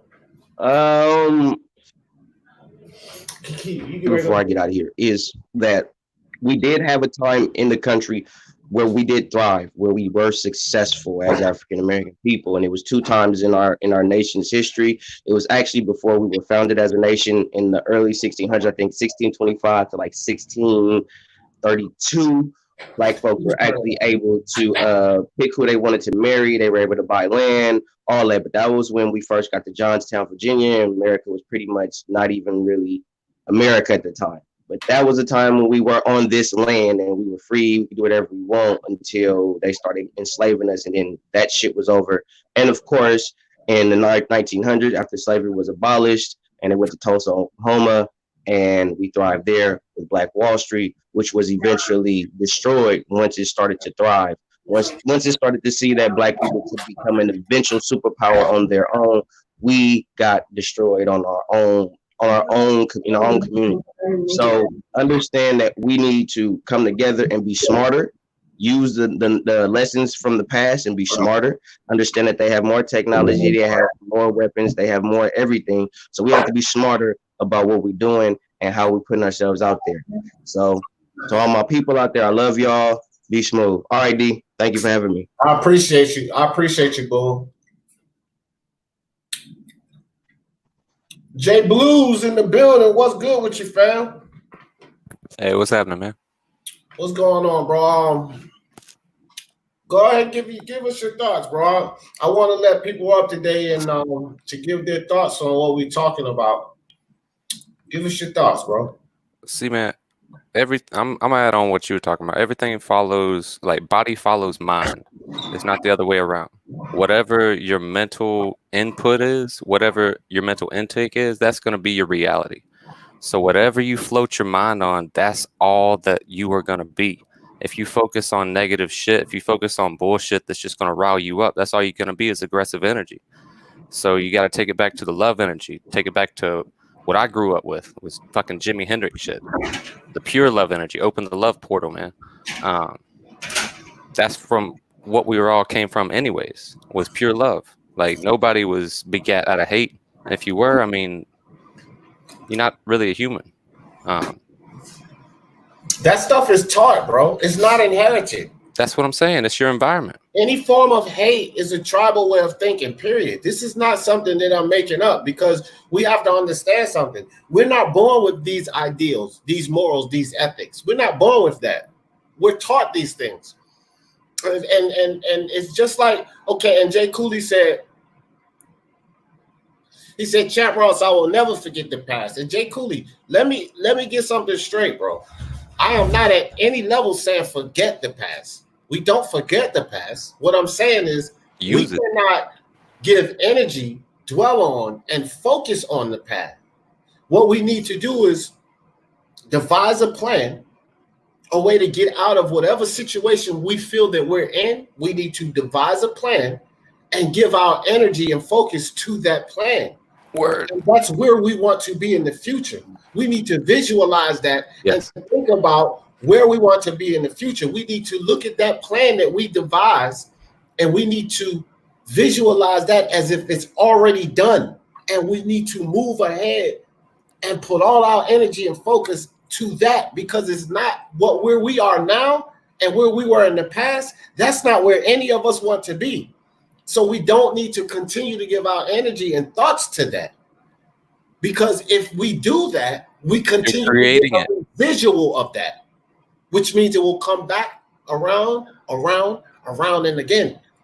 This is what I'm saying about, do people really, if you hate this country, if you hate this environment, have you ever thought about taking your family, uprooting, and moving?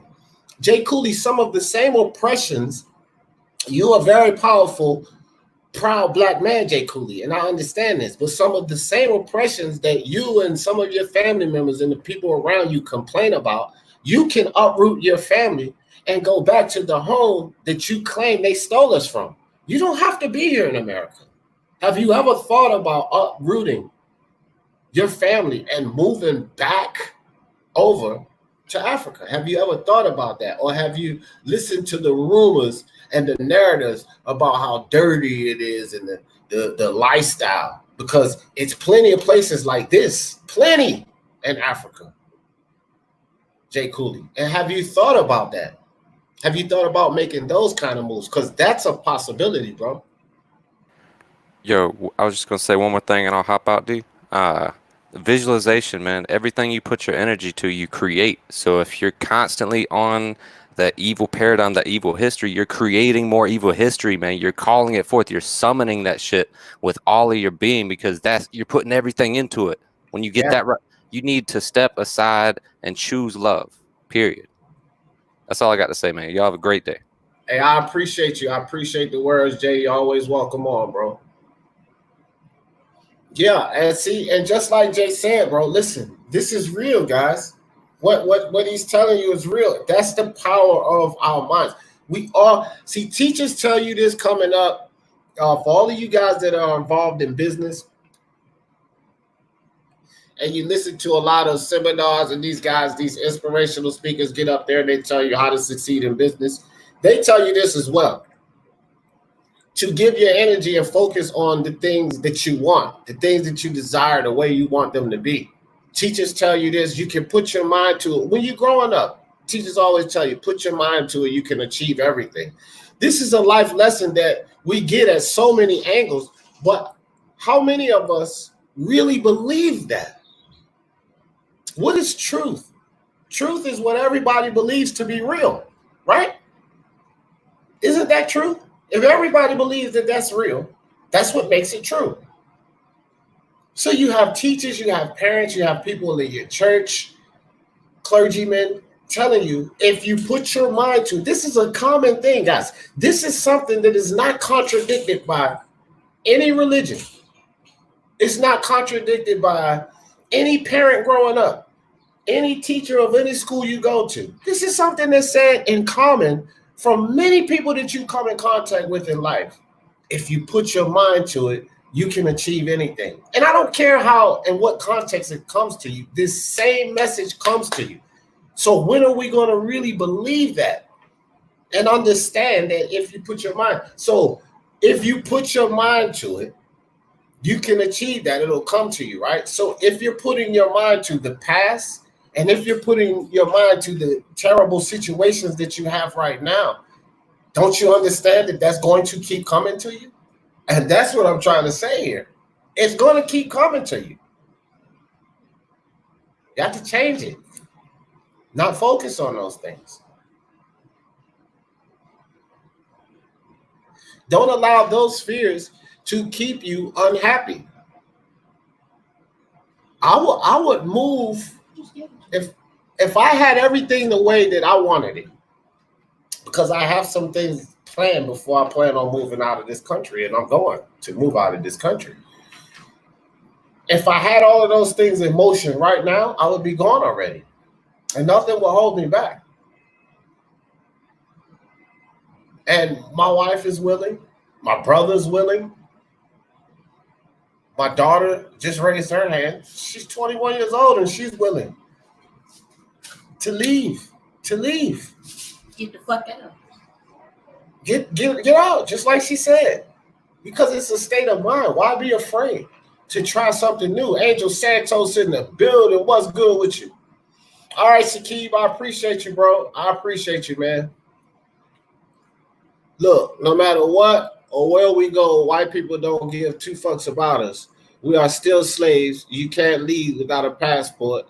You got to get a social security number. Yeah, Jay Cooley, that sounds fine and dandy. What's stopping you? That's my point. Those are all obstacles that you can put in your way.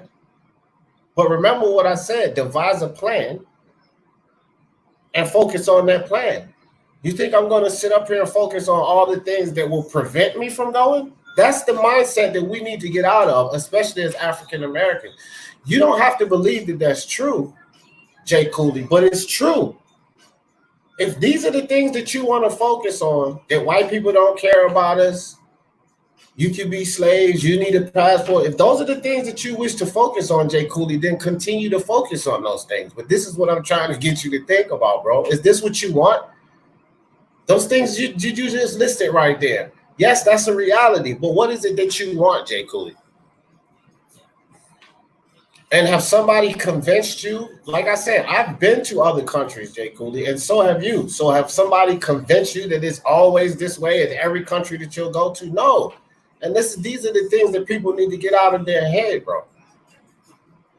Because you can find success and happiness in other places around the world. The United States is one country in this world. Why do people think that this is the center of the world? The same way people think that the earth is the center of the universe. And there's life nowhere else. Is life only in America? For the love of all things big and small. Think about it. Raider from LA in the building. Angel says Senegal is really nice. The villas are dope. Also not very expensive. Right. Raider from LA, what's up? What's up? All you have to do is pay money to get a passport. That's it. That's it. Save the money, pay the money, get a passport. That's a fact. That's a fact, man. Drop the link in case somebody want to come give a thought. And so, again, a lot of Americans, and this is not singled out to any particular ethnic background in America. But a lot of Americans in poverty are reluctant to leave where they really claim they don't want to be. You know how many people I've heard say, I hate this country. I hate this government. I hate.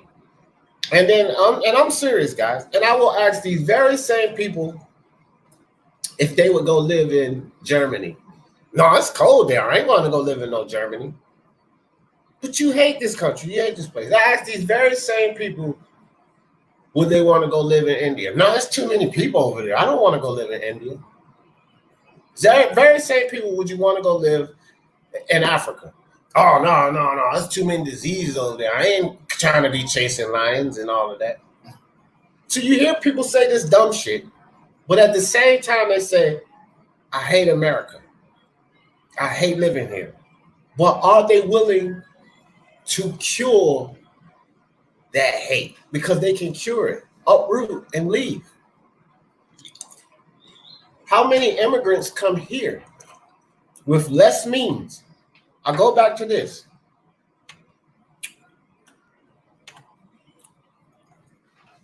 Jay Cooley, you can't leave without a passport. You got to get a social security number. How many immigrants come to this country without none of that? But they find a way to make it here. And Jay Cooley saying, you got to have that. No, you don't. No, you don't. It probably makes the transition much easier. I would say that. Probably would make the transition a whole lot easier. But you have in many countries what's called temporary visas. You keep your nose clean. You get permanent citizenship. Many countries do that. That's not just something that's exclusive to the United States, you know. There is a way to migrate, defect, or leave to other countries. You have to understand this. It is about your desire. So if we want to focus on the things that won't get us to the other country, guess what's going to happen? We're going to stay right here. And that's what I'm saying. So am I saying that this is untrue? No, I'm not saying that. Am I saying that what Jay Cooley is saying is not a reality? No, I'm not saying that. What I'm saying is our minds and the things that we focus on, we get a residual of. And so if we focus on these things that Jay Cooley is talking about, then we're going to get a residual of those obstacles to keep us from not going anywhere, because we're going to think that we ain't got no choice but to get, this is our only way out. So if that's what you think, that this is your only way out, then you're not going to get out, because it all starts from how you think it is. So why are you saying what you're saying is true, Jay Cooley? Am I saying anything that is not true? That's what you have to ask yourself. Is anything that I'm telling you untrue? There's a dude down your block that don't give two fucks about you and will murk you because they're jealous. Yeah, and he more than likely the same color, my bro. Same color. Right down the street. Knock you off. Bah. Why? Because he don't like what you have. He don't like that you came and you acquired it much quicker than he did. I faced that. You know what? I faced that kind of hate and vitriol on YouTube. And Angel knows this. I show love to everyone, bro. I support everyone who I'm affiliated with. I support their channel just as much as they support mine, if not more. And I do it for everyone. And I have people that would attack me, and I know that it stems from my grind. The fact that they've been on this damn platform for 2 or 3 years, and they see me go up and pass where they are, and they have this deep down hate, and it's like it's no reason, because I only show love, bro. And that's people that I'm affiliated with. So just like Angel said, it's a dude 2 blocks right down the street from you. He'll knock you off. You afraid to move away from that? Because I'm not afraid to move away from that idea. Well, it's not even about the cost, because they don't cost that much. Sakib, it's just the restrictions to get them. Like, you can't have certain things behind you to get them. Not everyone can get them. And if you're an ex-con, you have to go through certain applications and time and all of that stuff. Your cost of passports, anybody in America can get the money that it costs for a passport. What country in Africa? Many countries, bro. Lagos, Nigeria, Ghana, Gambia.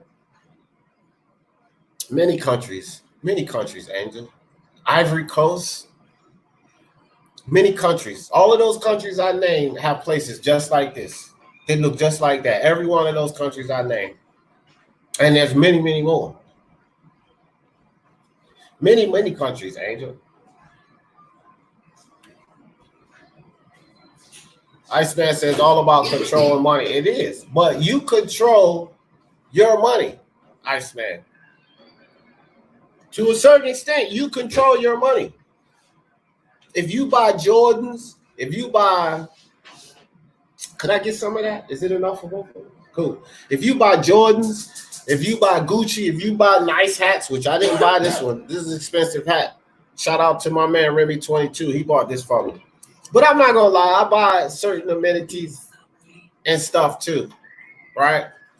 Okay, so if you buy these things, then you control your money. So you can control saving it and getting the hell out. You can control that too, because I don't need these hats. I don't need $160 shoes. I don't need $50 shirts. I don't need that. And a lot of people that complain that they can't, they afford themselves these amenities. And if they didn't do that, then they could. Because again, they'll stay in these neighborhoods until their kids graduate from high school or college. And it doesn't take 24 years to save the amount of money to move if you don't afford yourself those amenities the whole 24 years, if you get my drift. So we can't say that we can't do anything. We control our money. That's the facts of the matter. All right. My life haven't changed. I'm good. But the other people that's my nationality, it's hard. You can tell me that white people done had it harder than black people. It gets stereotyped because of the color. Listen, I think many people have had it hard, bro. And on a basic scale, it doesn't really, see, with this J. Cooley, it don't really matter. Because, again, I started this off with, I always attack my own nationality. And I don't give breaks to my nationality. But this ain't about black people. Because if you, at the beginning, I said it doesn't matter what race. Hispanics feel like they're discriminated against. Koreans feel like they're discriminated against. A lot of people in this country feel like that they're discriminated against because certain people hold control of the main positions in the main companies in this country, Jay Cooley. It's not just black people.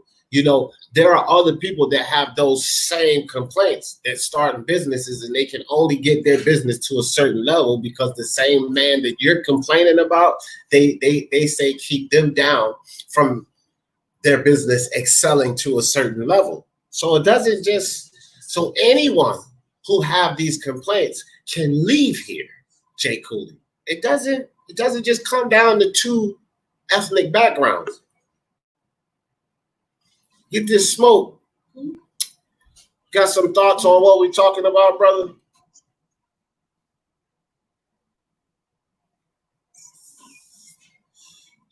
You're gonna get your eye smoke. Just jump in there when you get your mic correct. What's going on with you, fam? Appreciate you coming through. Hey, what's up, man? Good morning. So What's yeah, up, I actually did what you were talking about. So I figured I'd come on and share my own personal experiences. You know, when Bush got elected in 2000, I hit the bricks. I moved to Belize, packed up my family, my two sons. My second son was a toddler at the time. My third, you know, my daughter is the youngest, and she was actually born there in 2003. But yeah, when September 11th happened and Katrina, you know, the levees broke and, you know, the cities that my ancestors come from flooded. Yeah, I was out. I was sitting in paradise next to a beach, you know, in the Caribbean. But yeah, the issue is the world is fucked up. So wherever you go, that's where you are. And, you know, that passport, that passport is a blessing and a curse, because America does not have the best reputation around the world, and people think, you know, a lot of the world lives in abject poverty. A lot of people think that Americans are just either the cause of their problems, a combination of the cause of their problems and super rich. So they feel entitled to take from you. Right. They feel you're the cause or you're the answer to their problems, one way or the other. Yeah, and sometimes both. Right. Right. A lot of times both. I lived a year in India. It was like that, and that was, you know, late '90s when, or mid '90s when Obama was still, not Obama, sorry, Clinton was still president, and you know, India did this nuclear test, right? And that was during a time where you weren't supposed to be testing nuclear bombs, and so you know, it triggered automatic sanctions, right? And I happened to be shooting a film in India at the time. And the star of the film tried to basically ask me for more money, tried to hold my whole shoot for ransom, because he didn't like what President Clinton, like really what it was they just wanted more money and felt like I had it. But they used the whole political thing as a pretext to jack me for more money, to stick me up for more cash, right? Right. Yeah, man. Yeah, so I mean, and that's what I was saying earlier too, Smoke. I was like, wherever you decide to go, like do some research. You might want to go visit. You know what I mean? Like, don't just jump and go, but definitely don't listen to the misnomers, because there are a lot of places around the world you can land and live really well. Live really well. And live a lot better than you living here in this country. Yeah, and you know, and it's all about what you gravitate to. You definitely should do your research. The more affinity you have for a place, the longer you'll actually be able to deal with the crap that you have to go through once you get there. But you know, for me, I'm a family guy, so my family's still here. Even though I was following my worldview and my heart, ultimately. There's just a lot of work to be done in the world, and you know, starting at home is just as good as fixing somebody else's place. Y'all see that property there? That property, I don't know how clear you can see it, but I see the green screen acting up. But anyway, that property there, 25 grand. 25 grand. Here in America, this property would be easily $600,000-$700,000 or more. 25 here, babe. 25 grand for that property in Gambia, Africa. You guys understand what I'm saying? $25,000. And even the surroundings there are up to par, right? And we have to understand something, guys. There are many places around the world like this. Right. So the Gambia, that's where my wife, children, like went and to build a Montessori school. Was there a year and a half, right? My children are multi-ethnic, right? Right. Anyway, it doesn't even matter. I don't even care about going into what the Gambia is about. It's cool and all that they don't have a steady power grid. I would just say that it's hot as shit, and they don't have a secure electricity grid. So if you like AC, then you better figure something else out. It is coastal. They're a Muslim country. They got some political issues, but you can figure it out. As far as shit. See, when I hear things like political issues, where we at? No, I mean, what I'm saying is that there's a coup, and so there's like political unrest. Like there's right now a military sort of dictatorship. I get that, but. Right, I'm just saying that what we have is a sprawling democracy that can take your rights just as easy as anything else. What I'm saying is their government is unstable and can change at any moment. Smoke. Where we at? You got to be realistic. That's where we are right now. No, that's not where we are right now. Right now, what we have is a lot of civil unrest, but there's a lot of pressure valves that can deal with the civil unrest. You can actually even our civil unrest is almost on a clock. You can almost gauge when it's going to happen. Real quick. Martial law is instated. The government changes. No, we've had martial law and the government did not change. No, I'm saying We had martial law several times. during the time federal, if it goes federal, during the time of martial law, the Constitution is nullified. That's written in. That's what I'm saying. So hear me out. So at that time that it's instated, what I'm telling you, the government changes. So my whole point is that anytime, because your constitutional rights won't apply during the time of martial law. So at that point, the government changes. So what I'm saying is we're in a volatile situation, because if they keep looting and destroying things and acting the way they are, then martial law will be instated. And during that time, everything changes. I mean, this is a fact. There's nothing to argue about. What I'm saying, that's the pressure valve I'm talking about. That is already built into the system. That during martial law times it changes. That's why. That's what I'm saying. That's what I'm saying. That like we've already had martial law and we still have the country, right? It's not like our system. It's not like our system changed after the martial law was lifted. Smoke. I understand that, but like we don't need to mislead people and to thinking that every time things won't change when martial law is lifted, or that we won't come out of martial law as swiftly or as easy as we did before, because there are plans of things to happen. You know, like there are a lot of plans for certain things to happen. So we don't know when these things could take effect. And I don't want to be misleading, but that's not even what this discussion is about, going back and forth with martial law. My thing is this: when I hear things like, my whole thing is this about this whole discussion. These are the type of things we hear, the fears to prevent us from leaving. All of these things. And I'm not saying that you're adding to that, but when people hear, yeah, well, their power grid ain't stable, or their government is not stable, or this, these are the fears. These are things why people feel comfortable staying in an environment that they claim they hate. People say they hate America. They hate this government, especially our people. But then I don't want to go over to Ghana, or I don't want to go to Gambia. I don't want to go to Lagos. I don't want to go to Nigeria. Well, right. It's about your own personal circumstance. Like really what the issue for me, there's a few different things in my personal relationships, but also my children started to become school age, and I'm looking at the school system there. And I'm like, okay, this can't work. So, yeah, I mean, you need to do your research. I'm not suggesting that people on yourself, a school system to teach your child. Right. I got it. If you don't rely on that, that's not even a factor. And again, right, we can bring up all of the factors of why, or all of the factors. We can focus on all of the factors of say why. Oh, well, the school system, the unstable government, the economy. We can focus on those things. But as for the people that say, I hate America, they may find happiness, because those things that we're so-called focusing on may not be enough of a reason to stay here.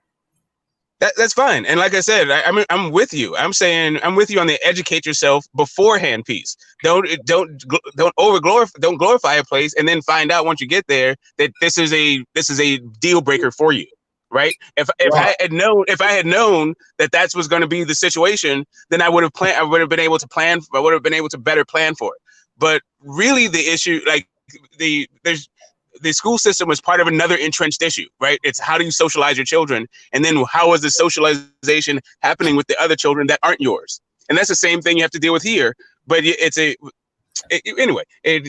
I'm not trying to down another place. That's not even the point. The point is that you may experience some culture shocks, and the more that you address what you are and what you're expecting before you move to a place, the easier your transition would possibly be, and you can mitigate those. You can mitigate these circumstances where you find yourself in a place where your odds, like what your expectations are at odds with the place's ability to actually fulfill them.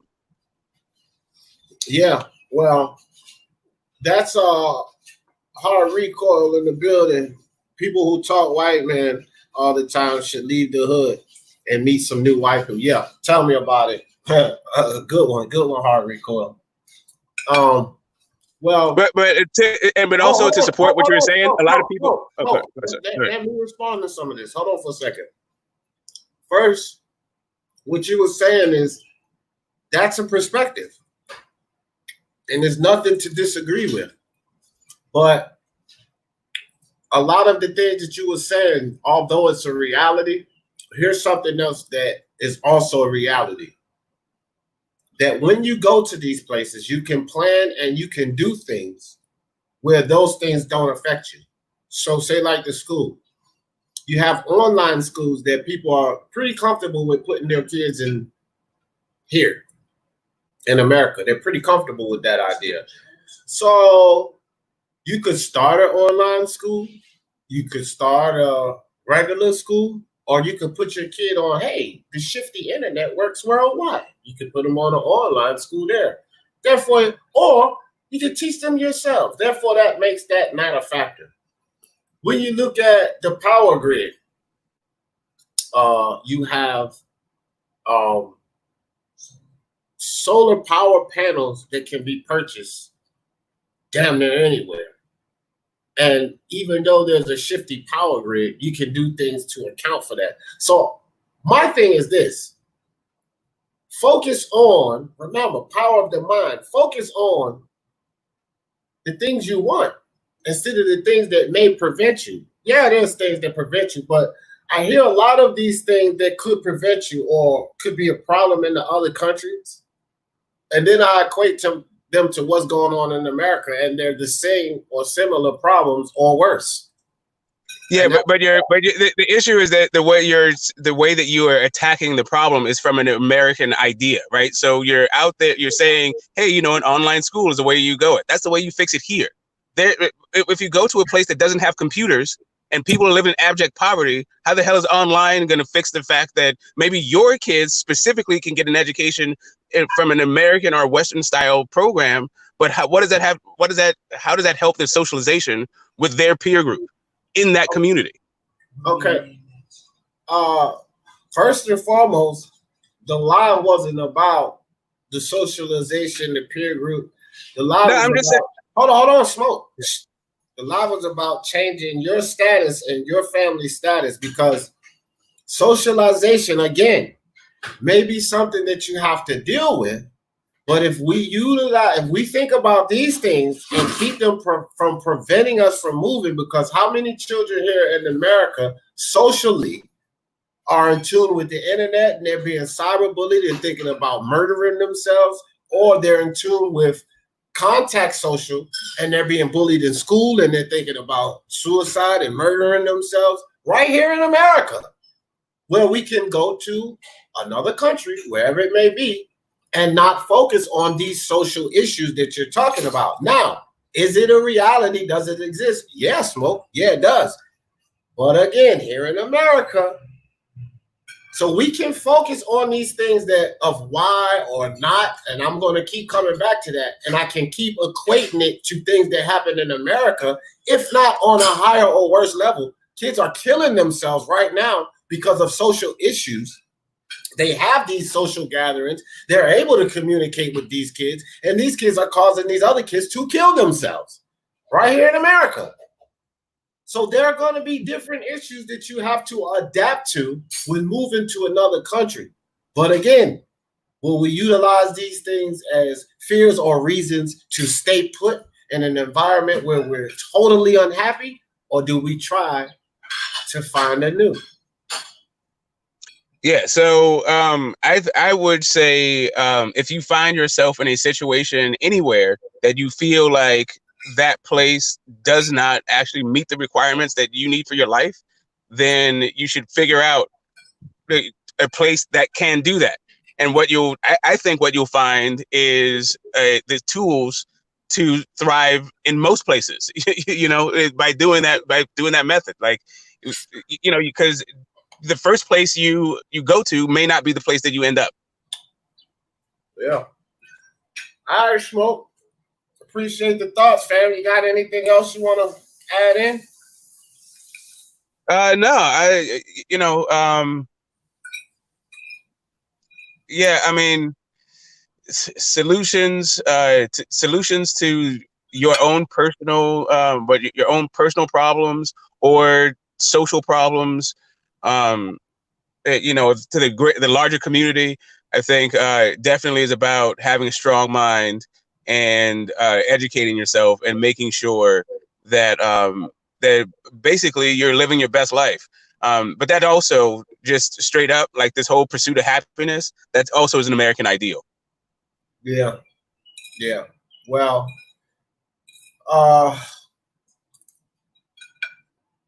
it's all about perspective. The phrase "the pursuit of happiness" and how you take that in. The pursuit of happiness has to be about a perspective, because happiness is not the same for everyone. Everyone sees happiness as something different. So I'm saying that we actually value happiness is an American thing. well, what is happiness? You know, a state. For me, happiness is about being fulfilled in the moment, being fulfilled and content in the moment.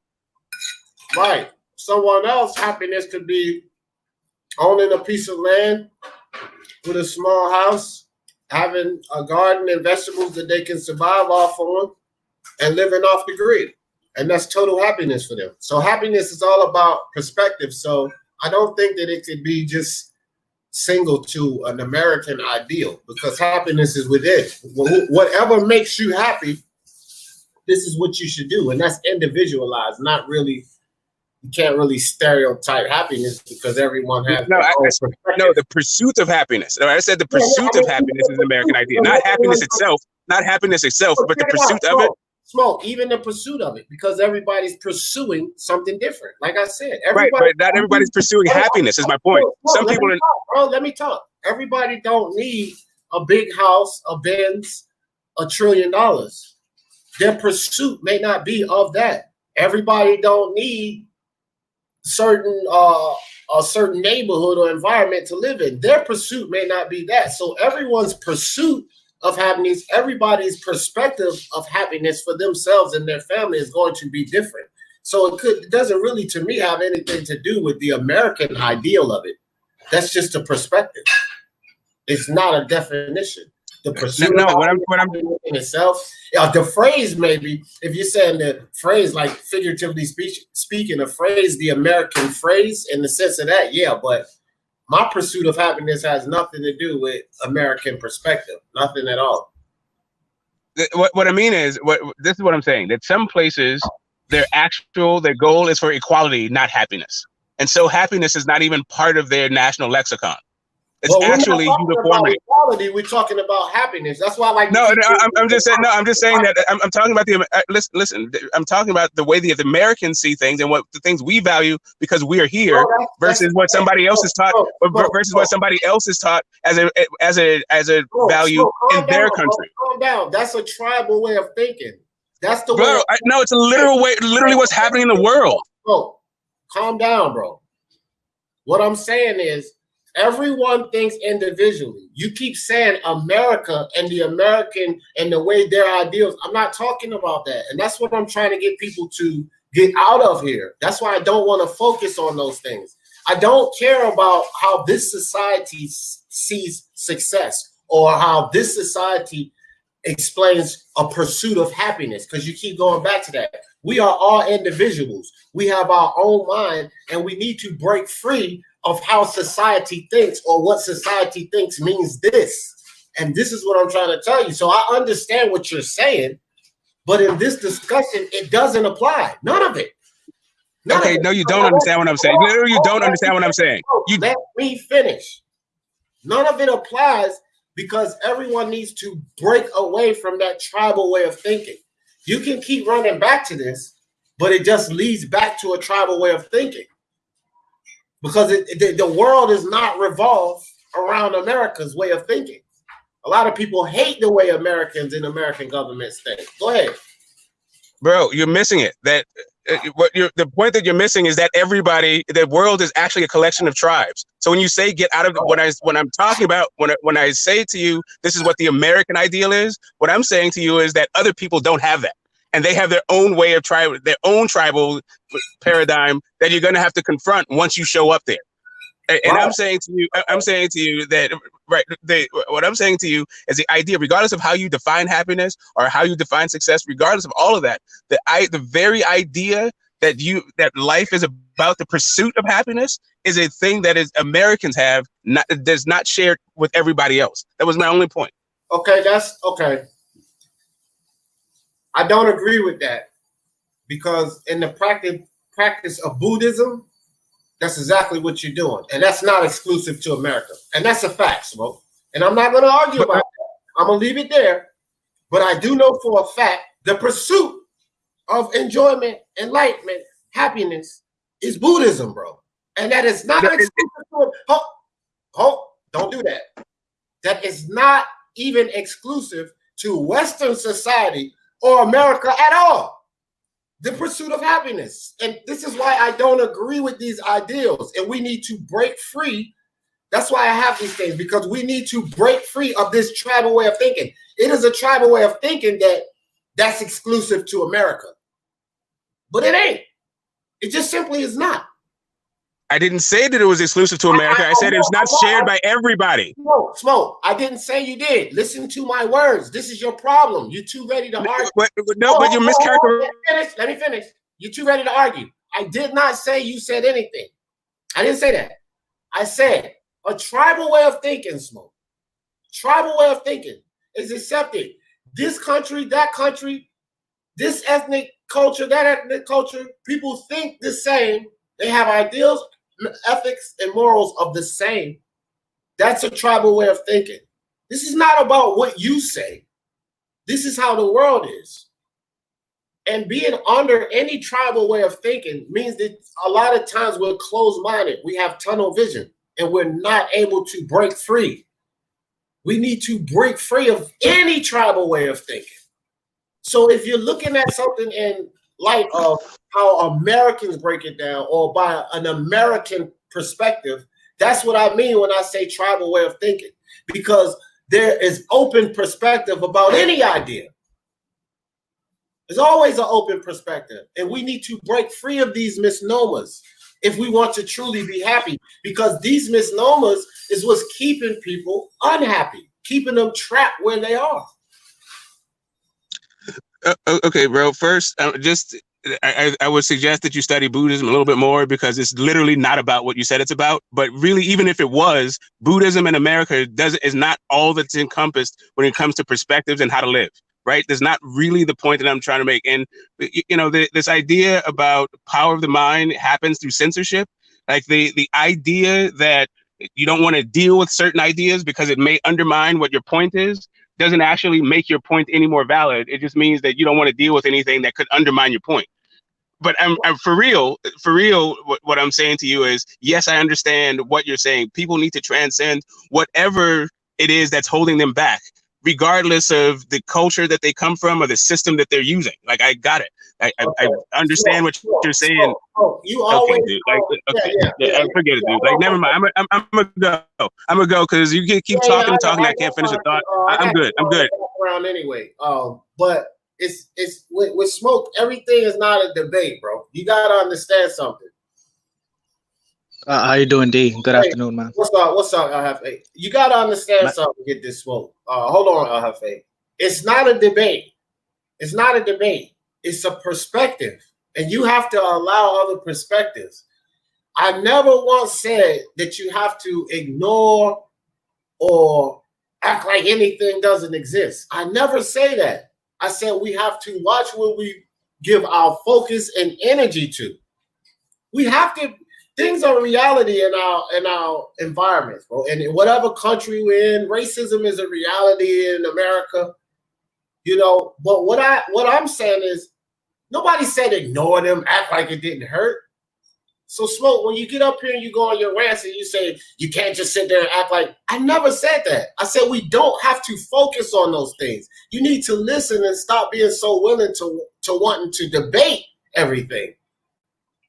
What you give your energy and focus to, if you focus on the bad things happening to you now, and you focus on the bad things that happened in the past, instead of focusing on your plan and the way you want life to be, you're going to get a residual. That's all I ever said. I didn't say ignore anything, disregard anything, or live in a fantasy world like things are not happening.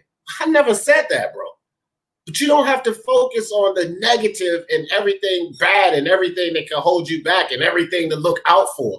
That's what people do, and this is what keep people trapped where they are, because they focus on the things that are what are perceived to be bad, or what they cannot do, or what will prevent them from doing this. And then if I say to focus on the things you want, how you can get this done, how you can work around that situation, is look at being oblivious to everything else. That's your perspective, and that's a negative perspective that you need to unlock. Let it go, bro. What's up, LFA? What's up? You got some thoughts on today's discussion? Yeah, man. To the pursuit of happiness, that's the main topic, right? How to find the pursuit of happiness. Yeah. Well, basically, yeah, man. Would you be willing? Let me ask you the main question, LFA. Would you be willing to uproot? And I'm not sure if you have a family yet, wife and kids and all that, but when you get that, would you be willing to uproot them and move to a whole nother country? No, bro, because happiness is within, bro. So it don't matter where you go. You could change your identity. You could change your name. You could change your hairstyle. You could change everything, bro. But happiness is within, bro.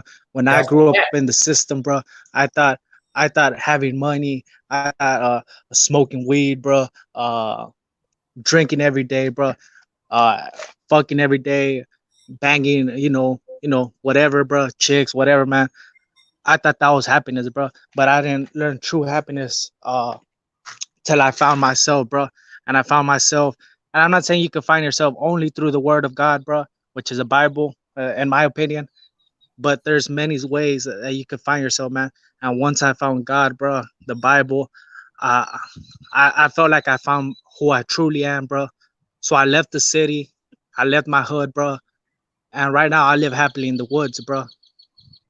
So I would say location could help, but first you got to find it from within, bro.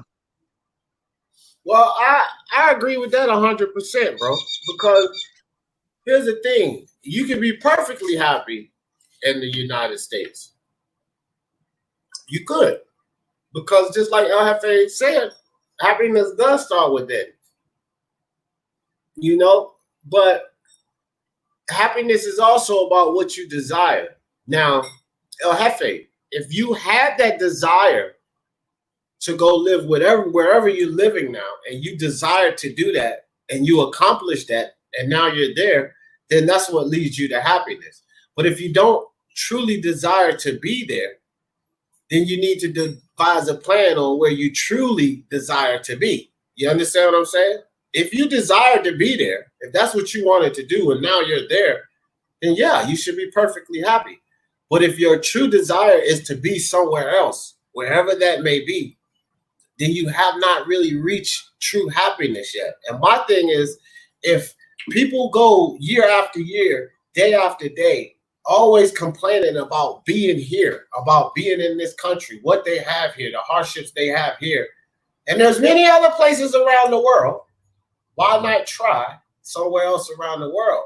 And I say, would you be willing to leave? You said no. Well, then that means you're happy. But what I also said in the beginning is, if you're happy where you are, because St. Britt said he was happy where he was. Someone else said they were happy where the Texans said he was happy where he was. I said, if you're happy where you are, there's no need to uproot and leave. But if you're not happy, then you need to make some changes about your environment, and only you can do that. Oh, from that perspective, how you put it like that, then I sort of agree, bro, because I had to leave the hood, bro. I felt the hood was consuming me, bro. It was taking me to a place that I didn't want to be, bro. And same with the hood mentality, bro. It's good, but in a way, it consumes you, bro. It's like a drug, bro. So I had to stop it, man. I really did, bro, because it was getting to the point where it was taking me to a no man's land where I didn't find myself, bro. I was confused, bro. But ever since I found the Word of God, that's what helped me a lot, man. So I would say that. Well, hey, bro, that's powerful, dog. I mean, you know, and I like that too, El Jefe, because see, people have to understand this. It doesn't matter. Like, he's proof of what he's saying. So he was in the hood. So he decided to go out in the wilderness to get out of the hood. But he's happier in the wilderness. Now, if you're happier, that's what matters, bro. We got to get to a point, because you can never truly move ahead until your body is at ease, until your mind is at ease, bro. You can't move ahead until you're at ease, until your mind is right. You cannot go further. There's always going to be things. So if moving to the wilderness out of that ruckus is what it took to put him more at ease, that's what life is about. And experience and move, and then move on from there and never go back. You know what I'm saying? Yeah, and what I would say about America, it's the American dream is very superficial, bro. A lot of people, I wouldn't say, I'm sure it does help, bro, but it's very superficial. It's very plastic. It's very fake, bro. It's like almost you're a machine, bro. And hold on, bro. I don't know why you're laughing, bro. No, I'm laughing at my daughter, bro. Go ahead. That's why I had it Okay. on mute, bro. My bad. Go ahead. Yeah, man. So ever since I've been in the woods, bro, it's all about surviving, bro. It's like your survival instincts kick in, bro, and all you're thinking about is eating, bro, and being able to feed yourself, bro. So the complexity of the world, and especially living in the hood, which is very difficult, you know, because you can't hunt, you can't, you know, it's all GMO products, it's weed, it's alcohol, bro, which consumes your inner spirit, bro. But since I found God and living in the woods, it's like cleanse myself, bro. And I'm not saying I'm gonna live in the woods my whole life, but it's like a cleansing I needed, bro. Yeah. Well, where you bathe at? In the river? The what? The river, a stream? Like, where do you bathe? Yeah, bro. And but it's not about bathing yourself, bro. It's about the lifestyle, and it's a cleansing No. I system. get it. Look, bro. I'm not even trying to be funny, because I actually know someone personally who lived in the wilderness for like 8 months, bro, intentionally. So I'm not being funny, but he had somewhere that he used to go and bathe. And I'm being Yeah, serious, man. Yeah. There is a river, bro, but it ain't like bro. you know, it's not like an average shower, bro. So you No, get what you get, bro. no. But It's a way that you have to bathe, bro. I already know. Like, I'm not being funny. You think I might be trying to? I'm not cracking jokes here. Like, power in the mind is not cracking jokes. I'm not even cracking jokes. There's a way that you have to maintain your hygiene in the wilderness. I actually know. yeah. So It I'm is. not I'm not being funny for real, bro. I was just asking. Yeah, man. But it's almost like I'm cleansing my spirit, bro. Like the only contact I have with humans right now, bro, Hold is on, through right a cellular device, bro. And that's what, you know, that's why I keep on a little bit. But in a moment, bro, I'm gonna have to, you know, because I want to cleanse myself from also the what do you call the cellular addiction, bro, which is a real addiction.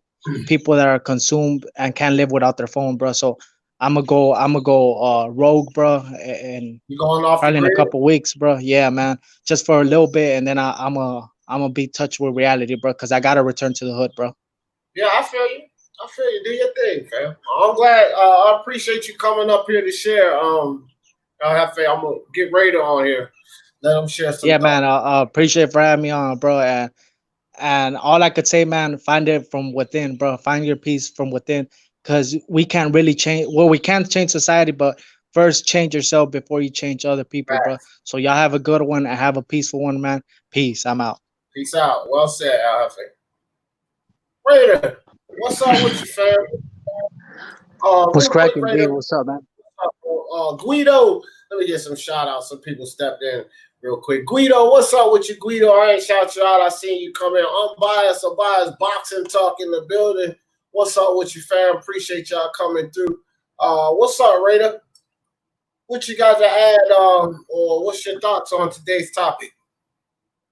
Yeah, man. Being happy, dude, is one of the best feelings in the world. And you don't have to be at a certain place to be happy. You can be happy, just even going to work sometimes.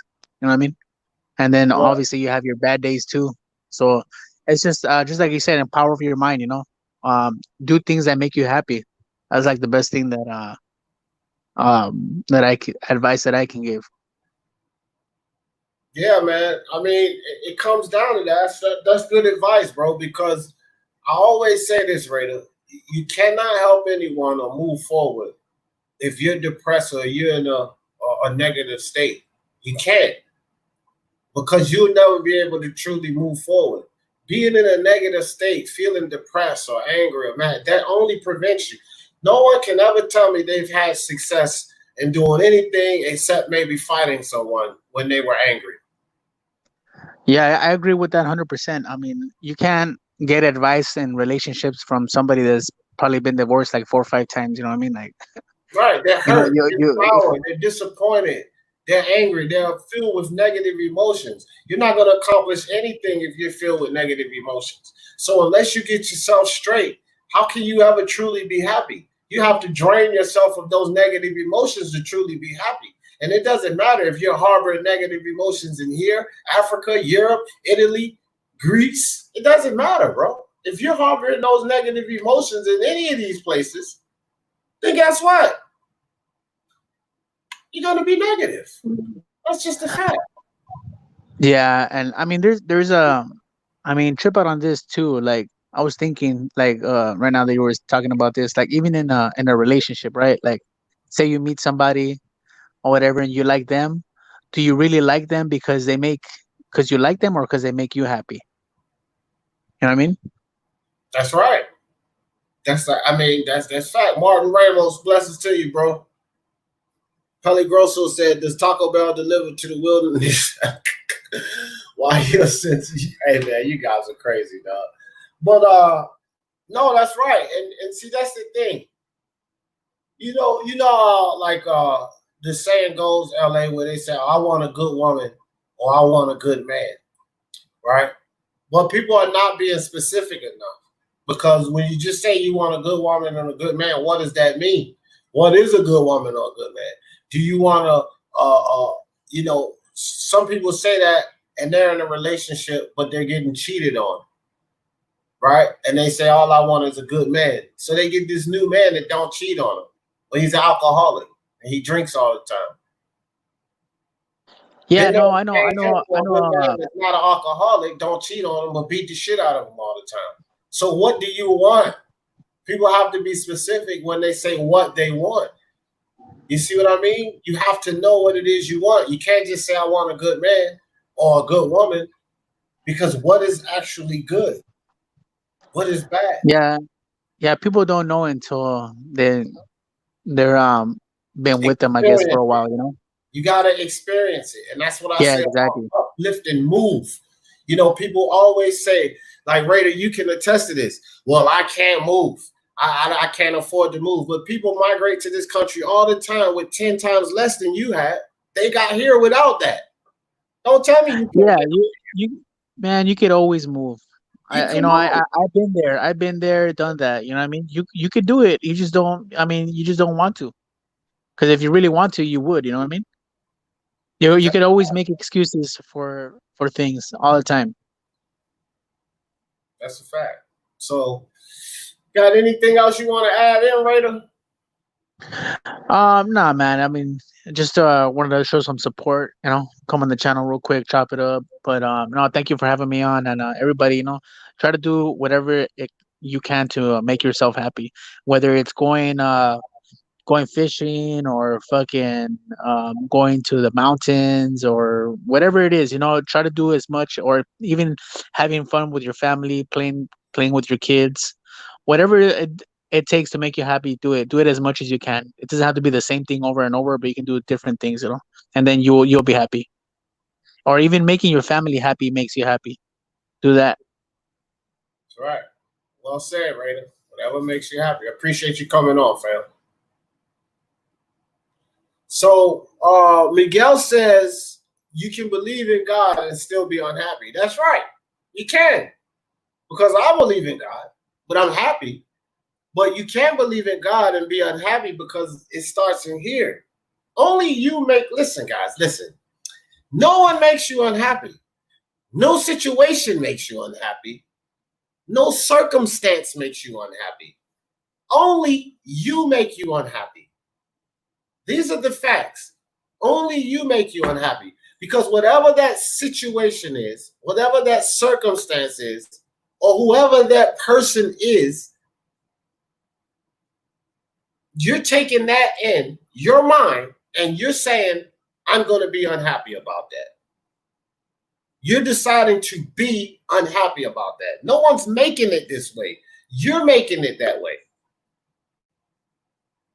Guido, I'll say one moment. I'm going to let Guido on here to share some thoughts about today's topic. And then when Guido finishes, I'll What's let up, you D? back How you on. doing, brother?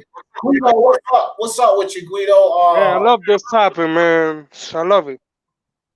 But I want to say, man, it's true. Happiness comes from you inside, you know? It's all up to you, you know? And I learned that when growing up in New York ain't easy, you know? Especially growing up in the Bronx, you know? You got to be careful which people you hang out with, you know?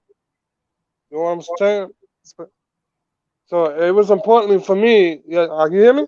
Yeah, I can hear you. Go ahead, bro. Oh, all right, my bad, 'cause this thing is acting up. But I'm saying, like, I have to learn how to surround myself with positive people.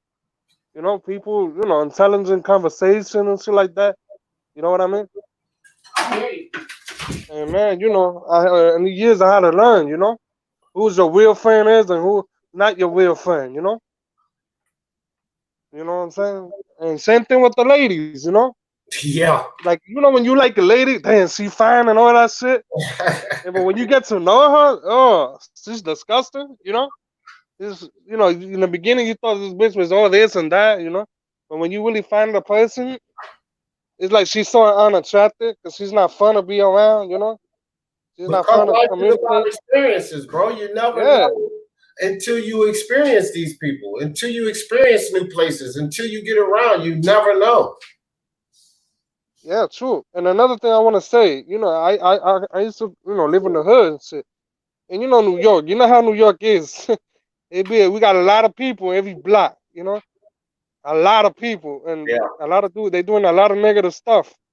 Some of them doing, and I mean, I live in the Bronx still, but it's not hardly a lot of people where I used to live at, you know? I'm more in the north, so I'm good. It's not hardly a lot of people. And I noticed, damn, I feel a lot more calmer. I could think more, you know what I'm saying? I feel more happier too. Because, my neighborhood is a lot of positive people where I'm at. So I got to meet new people, you know what I mean? And man, it does got an impact, damn. If you really think about it, shit, you know? And when I was living, man, that hood was crazy, man. See people getting shot, you know? That shit was crazy, man, you know? And that's the negative energy in that environment. It has a lot of negative energy. People selling drugs, whatever, you know? And sometimes it does, man, it does. remove yourself from that negative environment, or it works on you, man. It works on your mind. Sometimes you just gotta leave. And you have to have the guts to leave, though. Yeah, yep. And that was the best thing, yo. I'm gonna tell you. That was the best thing. You don't want to get caught up in that shit, you know? It's so easy to get caught up in the negative energy. It's so easy. That's the thing. And the peer pressure is a motherfucker here in New York. You know what I'm saying? Sometimes, like, when I was in high school, you know how I was very responsible, you know? But you know how your friends be like, yo, we got a party up in this block. Yo, we're going over here, yo. We like, nah, I can't. I got tests coming. You know what I'm saying? It wasn't easy because New York niggas, they like to party a lot. You know? And that's how it is out here, you know? And peer pressure is a motherfucker out here. You got to be squirrel-minded here. Super squirrel-minded. So, Guido, let me ask you this. Let me ask you this question before you leave, bro. I want to ask you this question because I'm asking everyone who comes up here. So would you be willing your family, your wife, your kids, girl, your kids, if you have them, would you be willing to uproot them and leave leave the country just like that? Would you be willing to do that in pursuit of true happiness? Well, I would say I would try to leave New York, to be honest with you, because I love other states. Don't get me wrong. I love like Florida, you know, because I got family in Texas and Florida, and they living good, you know. And I've been to Florida. I love Florida, man. You know what I'm saying? And not to mention, I got family in Dominican Republic, you know, Right. in the business, and you could get a property so cheap. That's what's crazy about this shit, you know. I Right. probably would move. I would say yes or no, you know. But you know, because I love DR. DR is a beautiful fucking island, you know. How many other countries do you know about? Do you believe that there's a way that you can make plenty of money, live well in different countries around the world, and not deal with certain inequities and discriminations that you deal with in this country? You know, there's a lot of places around the world you can go and do that. Yeah. I think American they too focused on racism. Because when I go like in DR, Puerto Rico, it's not like that like in the United States. You know, we mix of people as Latinos. We got Right. you know we very mixed. Even outside of Latin-based countries like What do you mean Africa like? or China or Austria or Yeah, you know New Zealand or places right, like that. right. Yeah. You know what I If I mean? move over there, Would if you know to pursue happiness, would you be willing to try something new and just up and move to one of those places? or if I'm not happy, yeah, I would try something else. You know, Right. That's that's that's my honest all opinion. that's all I Yeah, want to know, brother. And that's what I'm saying. People need to be willing to do that because a lot of people they allow fears to keep them from yeah, doing it. that's true. You know what I Yep, mean? that's so true. Yeah, a lot of people are scared to move. Yeah. They are scared. And They I had allow a fear. friend was like that too. Her family telling her, Right. "You crazy? Don't move to Texas. Don't move to Boston. Don't move to." You know Right. what I'm saying? She moved all over, and I'm like, wow, and it inspires me, you know. And she Right. wasn't afraid to move nowhere. She was my mom's best friend, you know. And Right. she wasn't afraid to move, and she was happy when she moved out of New York, you know. You know what I'm Right. saying? So she found her happiness. She said she So loved challenging herself, you know. no doubt. And I'm like, wow, you know. Not a lot of people could You do that, know, you know. let me get El Jefe back in here and drop All this right, out. Guido, I appreciate you coming through, fam. no, for sure. You It know, was a good one. if you got some more thoughts to jump back on, I'm gonna keep posting the link in the chat. And if someone have some thoughts they want to speak on, just feel free to click that link and come on. Appreciate you, Guido. All right, my brother. All right. All right, now. Oh, El Jefe, you had something else you wanted to say. Hold on real quick. Atlas Line says, good and bad are 2 degrees of the same thing. The two cannot be separated. That is a fact, Atlas Line. And it's all based on perspective. What Atlas Line said sums it up. And you differentiate it. It's the same because it's all based on perspective. All of these situations, and I'll let me break this down and explain. I love the comment, great comment, Atlas Line, and I'm going to break down what I'm saying. So I don't want anybody to be confused. He said, good and bad are 2 degrees of the same thing. The two cannot be separate. The reason I say that is because you take this situation. I always say this. Somebody come in here and they say, D. Jefferson, you are a goddamn idiot. And you got big lips. Now, that comment is the same. It's only one comment. But there's 2 different perspectives I can have to that comment. I can take that comment in 2 different ways. Now, understand what Atlas Line just said here.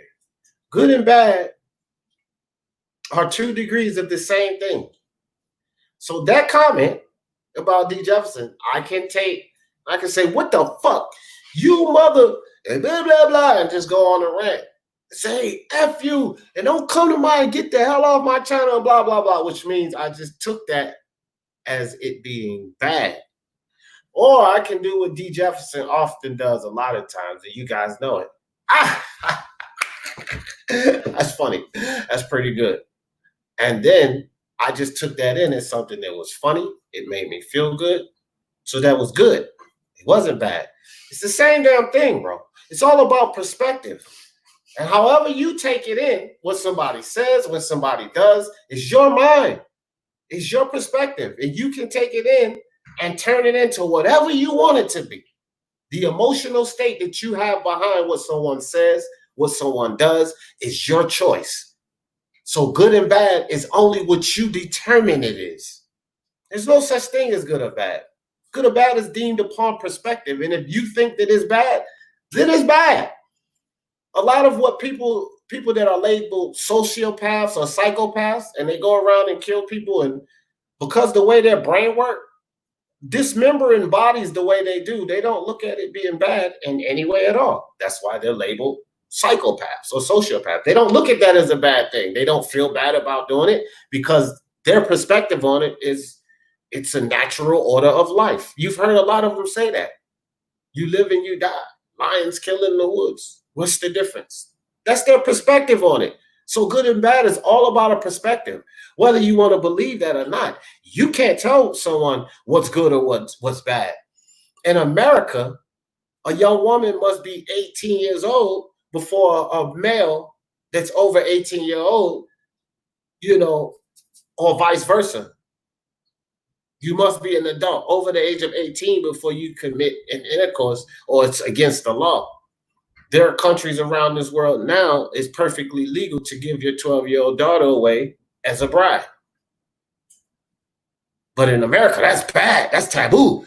That's molestation, pedophilia, and everything else that you can think that's bad. In the countries around the world, it's a normal thing. Nothing bad about it. It's the natural way of life. But in this society, it's considered bad, taboo, nasty, disgusting, whatever. But did the Almighty Creator create that body to be able to bear children at that time? Yes, the Almighty Creator did. So the society says what's bad, and the perspective on that is what's bad. Bad and good is only about perspective, bro. It's only about perspective. And you got to think about that and everything that you do in life. YC Rahman in the building. What's good with you, YC? He says interesting perspective on morality. Yeah, I mean, again, bro, we have to, YC, the thing is this. It's like I always tell everyone, and I'm going to let you go after this, Faith. It's like I always tell everyone, YC, inside, and this is where morality and ethics and ideals take place, YC. Inside, you can feel it inside when you're doing wrong or not, okay? You get that feeling inside, the bubble guts, the butterflies, YC. So when you know that you're doing wrong, that's when morality kick in. You see, because if it feels wrong to you, remember, it's your perspective. It wouldn't feel wrong to you if your thoughts about what it is you're taking part in wasn't wrong. That's your thoughts. It's your perspective that is wrong. That's why you get the bubble guts, the butterflies. So don't fucking do it. And that's where your morality would kick in. But even still, in that aspect, right or wrong is deemed upon that person's perspective. Because if they didn't see what they were doing as wrong, they wouldn't get those butterflies. Just like I said about the psychopath or the sociopath, at least that's what their brain is labeled as. The murders they don't see as wrong. It's just a perspective. I got a question for you, D, regarding that topic, and then I'll go ahead and speak my piece. So let's say two different people, and you could take this to another spectrum regarding more people and culture. How he said people look at things in different perspectives. Right. So my question to you, because I'm kind of confused on this too, can people with two different perspectives or a group of people live in peace within each other, or will there be some clashes within a group of people that disagree with certain things, similar like how the Hindus and the Muslims in India and Pakistan, or even in America, or there's very cases that you could where the perspective and the culture is different. So can they live among themselves, or how does that work in your opinion? Go ahead one more time. I have faith because my daughter dropped something. What was that? Oh shit. I was saying, so since you're speaking about perspective, that some people look at things in a different perspective. So I'm gonna take this to and more of a group of people, you know, just similar like in any part of the world where there's clashes, because people's whether it's religious, culturally, ethnically, can two different groups of people that have different perspectives live within each other, or how does that work in your opinion, or how Yes, can we find yes, harmony? yes, because you have to allow while having IBT. I want you to I want you to click the link, IBT, and come talk to me right quick after Hefe, because it's only one at a time up here. So click the link, come backstage right quick. So Hefe, yes, with different perspectives you can, because remember, everything is all about perspective. So you also have to allow your brain. You have to think in a way that I'm going to allow people to do and be who they are because it does not affect me. What people do with their own lives, it generally does not affect you. You can try to set it up and say, oh, yeah, it affects me. No, no, no, no.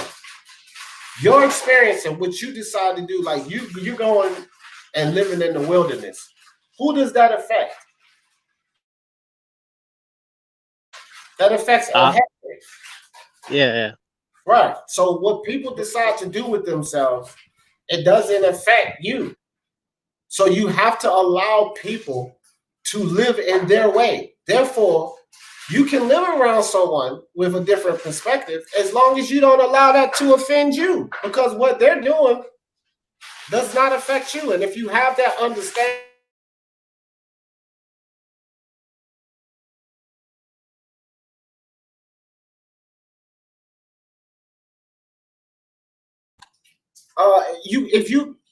if you can understand that and you can live like that and allow people to be themselves, then you won't have that problem. Well, look at this perspective. Like, let's say I'm in the wilderness, right? And Mm-hmm. at the same time, uh, a group of people, or a movement don't want, people living within the wilderness, because they end up, I guess they look at those people as, you know, I guess affecting the wilderness or eating the animals around there, or leave it gutted animals and all that stuff, right? So that perspective, who is right and who is wrong? Them that want to preserve the wilderness, or me myself that don't want to live within the city limits? I want to live in the wilderness, but it causes them some sort of problems, even though they don't own the land. But there's clash, but just in that small, perspective. Yeah, yeah. Uh, I don't know, man. It's tough. All I say is this, bro. While you out there on your journey and doing what you're doing, just do your best to stay focused on why you're there, to clear your mind and to you understand what I'm going with? Like people around you or people out there, like forget about what people think. That's why you left out there. So it don't even really matter what anybody thinks. What anybody thinks about why you're there or whatever. You left to clear yourself from all of that. So just do your best to focus on why you're there. Clear your mind, get yourself in the right place. That's most of what I can say. You know what I mean? So there's no good and wrong. It's just, I It's guess what you're trying to say. it's not. It really isn't, bro. It's about perspective. Everything is about perspective. That's what I need. Like there's good or bad is about how you perceive things to be. Because this is why you have different governments, different ideals, different morals. Because some people see things as good, and they have reasons and validity to say why they think it's good. And some people think things are bad, and they also have reasons and validity to say why it's bad. But it doesn't necessarily make it true, because that may not be your perspective. And that's why I just put the whole analogy in there on young women from country to country around the world. In America, if you're not 18, it's taboo. It's against the law and it's illegal. But you have countries around the world right now that hand their 12-year-old daughters off as wives to go bear children. And it's perfectly normal. It's not looked at as taboo, molestation, or pedophilia.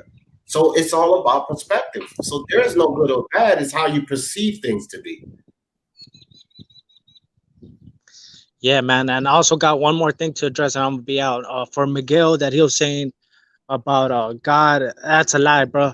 Because God gives you the path towards how do you call it, freedom, bro, through God. So I'm gonna read this small little passage for you, bro, and then I'm out, bro. It Okay. says Psalms 16 from 8 to 9, bro. I keep the eyes always on the Lord. With him at my right hand, I will not be shaken. Therefore, my heart is glad and my tongue rejoices. My body will also rest secure, man. God bless y'all, man. I'm out. All right. Thanks for coming through, El Jefe. Yeah, man. Yeah, man. You know, like I said, you know, everything is about perspective, guys. Everything is about perspective, and whatever he's doing out there in the wilderness, bro, if it's helping him, I believe that's a good thing. Wasi put up a good comment. Let me go back to him. Oh, Monkey Kung Fu in the building. What's good with you, Monkey? He said you need to be compatible. Yeah, you do. That's a fact, bro. And see, Monkey, and see, here's the thing. What is something that will easily allow you as people? When I say you guys, I mean you in general. What is something that will easily allow you to be compatible? Like if you go from country to country, you know what will allow you to be compatible? Open perspective, being open-minded, understanding things don't work one way, not taking your idealisms and your tribal beliefs of America, going into another country and seeing things happening and taking your ideology from America and thinking that that's messed up in that country. You're in a new place. So when you can open your mind and have open perspective, then this definitely allows you, or at least gives you a much better chance to be compatible, because you're not locked in tunnel vision. You're not closed-minded, pig-headed, as they say. You're looking at things from a broad perspective. Great comment, Monkey. Wasi said, it's really a good question. Does absolute morality exist? Do psychologically normal humans innately have a standard moral compass? That's a fact. Like, does it exist, bro? Does it exist? That's a deep question, bro. I see sometimes I wish you would come on here. That's a really deep question because, again, you listen to what the things that I'm saying now, and I'm talking about perspective and everything. Well, the morality, wouldn't that also depend on perspective? Which is why Wasi said it's a really good question. Does absolute morality exist? Very deep. Very deep. Wasi, that's a whole other discussion, though. Me and you might have to talk about that behind the scenes, dog. You starting so. What's up, A Boxing and Blunts? How you doing, man? All good, all good. Where would you move? Would you say there's any country on this planet that's perfect? No, I don't think any is perfect, but I do have some insights. You know, it's a few countries in Africa. I think that someone mentioned New Zealand earlier. I think that New Zealand is great. I've looked at a few countries, man. The Netherlands is not bad. You know, I think that there's many countries around the world. See, the thing is, I've been to many countries in Europe, okay? And I've been outside of the United States. So I think that there's many countries around the world that offers opportunity, clean living, and, just serenity. But people just don't know, especially a lot of Americans, because they stuck in this bubble. And some Americans actually really believe this is the greatest place on earth. They really believe that. I love Croatia. That's my favorite country. Croatia. Croatia? Yep. Yeah. I've not done much research on Croatia. I want to go somewhere that's warm. I will say that, you know what I mean? I don't know what the temp is in Croatia, but I haven't done any research, but I would, bro. I would be willing to move anywhere because I'm not lost in the propaganda of the media, the you know, the falsities about this country being so great. I'm not lost in that. And I know that there's good, like I said, good, clean living in many countries around this world. So, you know, I'm open and willing to move. Would you move? Would you move? Or are you satisfied? Are you happy where you are? Or would you be willing to uproot your family and move to another place to try anew, to pursue true happiness? Would you be willing to do that? I would, but I don't know if my wife and kids would follow. Right.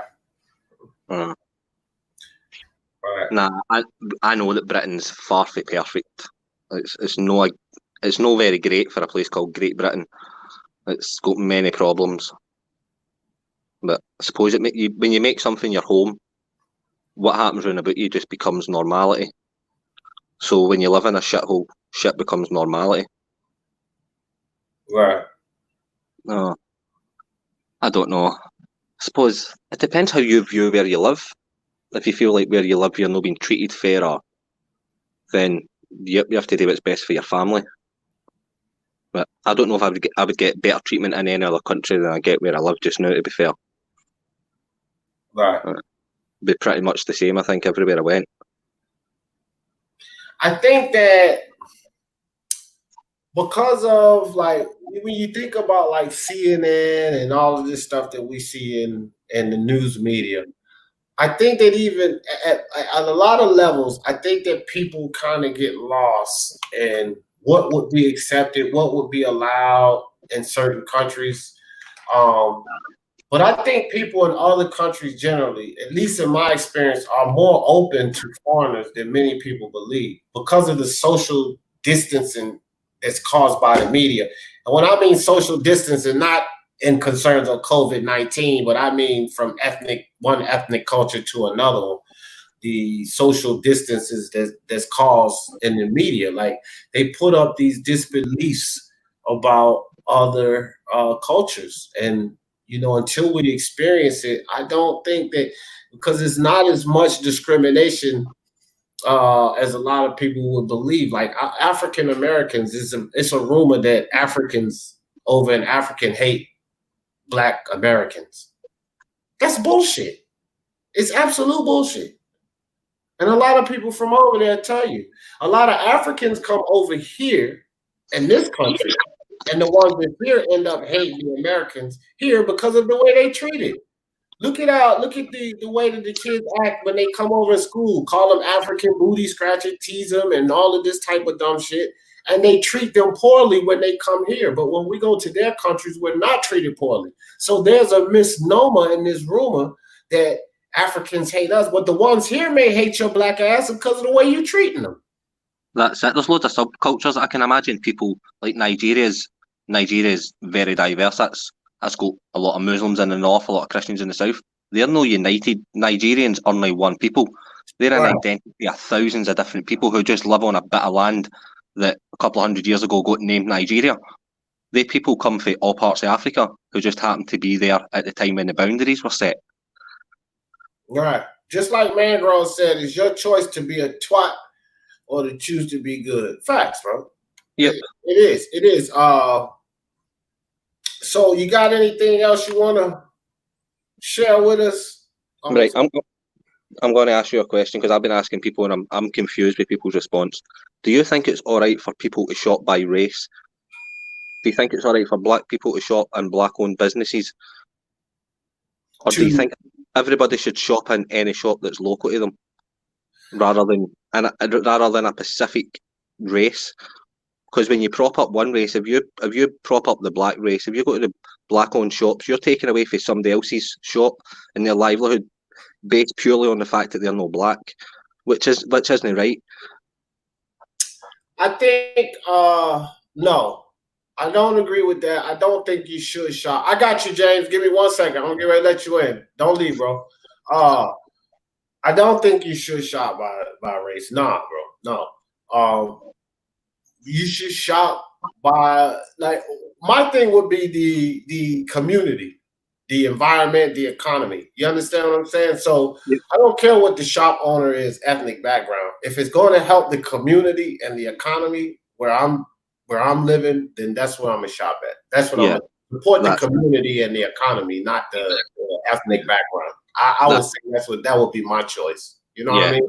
that's my stand on it. I would never choose to shop in somebody's shop because the colour of their skin, purely on the colour of their skin. I shop in a shop based on the products that they sell.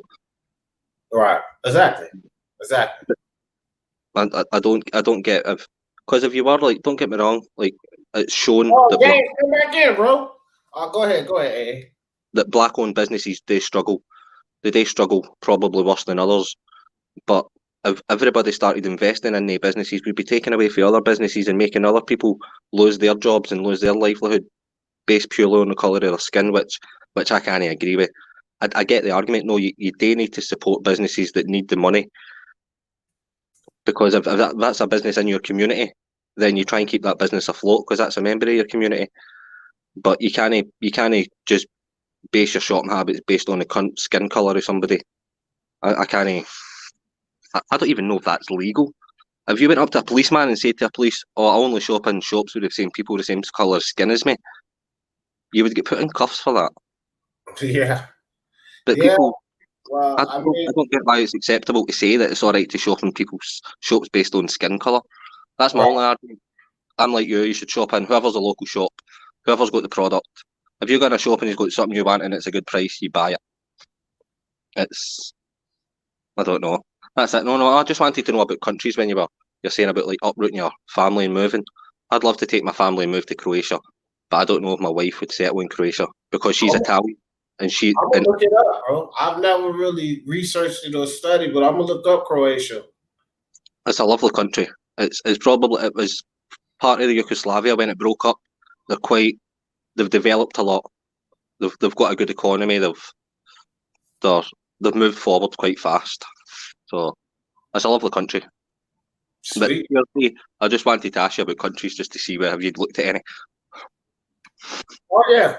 Well, hey man, that's what it's all about. You can ask me anything. I mean, from the chat or when you come up here. I mean, I'm gonna just give you my honest outlook on it. You know, sometimes people may like what you think, sometimes they might not. But I always try to, again, bro, I don't just preach open perspective. I always try to live my life, teach my kids, and go about life that way. Being open-minded, open perspective. You know what I mean? Yep. Yeah. Super. Right, I'll let somebody else jump on. Cheers, D. All right, Cheers. appreciate you, man. Appreciate you coming on and sharing your thoughts. Cheers. All right. Mangrove said that should be easy. There won't be a second coming. Still waiting for us. What y'all talking about? Y'all probably James, if you still out there, bro, click the link and come back in. I was get ready to let you back in. Tank Nation in the building. What's good, Tank Nation? Say hello, chat hilarious right now. Yeah, Boxing Monster in the building. I know the chat is probably hilarious with Boxing Monster. I only speak in general statements. Boxing Monster, I don't know what you're saying out there, but I'm probably glad I haven't seen it. Monkey said, from what I understand, a lot of Africans don't like that Black Americans call themselves African Americans. I've heard that as well. I've heard that as well, Monkey Kung Fu. But the misnomer is that they don't like us. You understand what I'm saying? It's different from calling yourself African American or something like that. But to say that they don't like us, and if we visit the country, they'll discriminate or be against us or something. That's the rumor that's going around, and that's just not true. I found that to be untrue. So, Guido, you had something else you wanted to? Yeah, I wanted to ask you something. Yeah, I wanted to ask you. You know what's crazy to me? What's that? You know, I went to DR, right? And when you go to the poorest hood, right? I'm talking about poverty, right? Compared to the United States, right? You know what it is? We're poor down there. If you go to a poor neighborhood and shit. What I was gonna say is, man, you know what I learned? One thing I learned, man, even though they didn't have a lot of things, those kids, man, they find a way to make to be happy, Like Right. they play baseball, everybody has a good time. And I'm like, damn, Right. It don't matter what you are, rich or poor, it just come in you, True happiness is in here. Yeah, that's what I want to get at. If you think that having a $20 million home Yeah, that'll make you happy. Yeah. And all of that. If you think that that's happiness and that's what your pursuit is, then unless you get that, you're never Yeah, going to yeah. be happy because that's what your perspective of happiness is. But like the people you're talking about, if living a simple life, having enough land to farm and make sure your family's fed, growing up, seeing a good sunset with clean air every morning, if that's what they deem as happiness, then they're living in a life of luxury. It doesn't matter Yeah. $1 million home because happiness is here. So what truly do you desire to be happy? And remember, those kids, they mature faster than the kids from the United States. They like this, real fast. When they're 8 or 9 years old, they already almost got like an adult mindset because they've been hustling, survival mode the whole time. And they more mature, so it's crazy. Man. I learned in DR so much, In the United States, I feel like they spoil you a little bit, I feel like the people in the state are too spoiled. They got too much jewelry, you know what I'm saying? They don't know how to communicate. People out there, they communicate, they talk, they dance out there, it's a different lifestyle over there. Even if you got money, the people that got money, it's still, they know how to, you know what I'm saying? It's totally different out here than in America. America, it's like the women, they're not feminine like the ones on the island. The ones on the island are more feminine, if you get what I'm saying. Yeah, I know what you mean. Estonia, the women over here are more masculine. Yeah, they try to be more masculine, and that's not good. You know what I'm saying? Real quick, Guido. Pellegrosso said Estonia and Istanbul is becoming a hotspot for diversity, job growth, low crime, and cheap housing. That's what I'm saying, man. It's different countries around the world, but because of the misnomers and the rumors, people don't know. I mean, look, Estonia and Istanbul, you ask somebody about Istanbul and Estonia, they wouldn't have a clue. They would think that civilization is not the same there, a third world country per se or something. They don't understand. They have running water, electricity, paved roads and such, But people don't understand. They think it's all about their country, that their country is the greatest or their country is the only country that has this or has that, and they see television and movies, and they believe that that's what it may be in certain countries, and it's just not that way. It's just not that way. Let me see. Wasi says capitalism only discriminates against one color, and that's green. Facts. Socialism as well, Wasi. But yeah, capitalism and socialism. That's what it's about. It's about one color. And the skin ain't it. Because I don't think we have any green human beings running around at all. There are no Incredible Hulks, no lizard men running around for real. That's make believe. And so the only color socialism and capitalism is about is green. That's it. Thank you, Wasi. Great comment. Great remark. If a business is prejudiced, don't support them. It don't matter about color. Facts. You don't have to buy their products. You don't have to support them if you feel that they're prejudiced. It doesn't matter. Don't support them. Facts. Jay Cooley says, Miguel, who you think made the sun and the moon? Man didn't do it. Yeah, right. That's made by the divine. That's made by the divine. So Guido, you had something else you wanted to share, bro? You had another question for me? I know some. Yeah, man. I don't want to take your time because I know you got, No, I have a long time for a lot of questions. I just want everybody, if they have a quick thought or something they wanted to share to come click the link, and then I want to let other people in. But I mean, you can hang out for a while because there's nobody backstage, so you can hang out. I know some Africans that don't look down on Black Americans because they think we're inferior.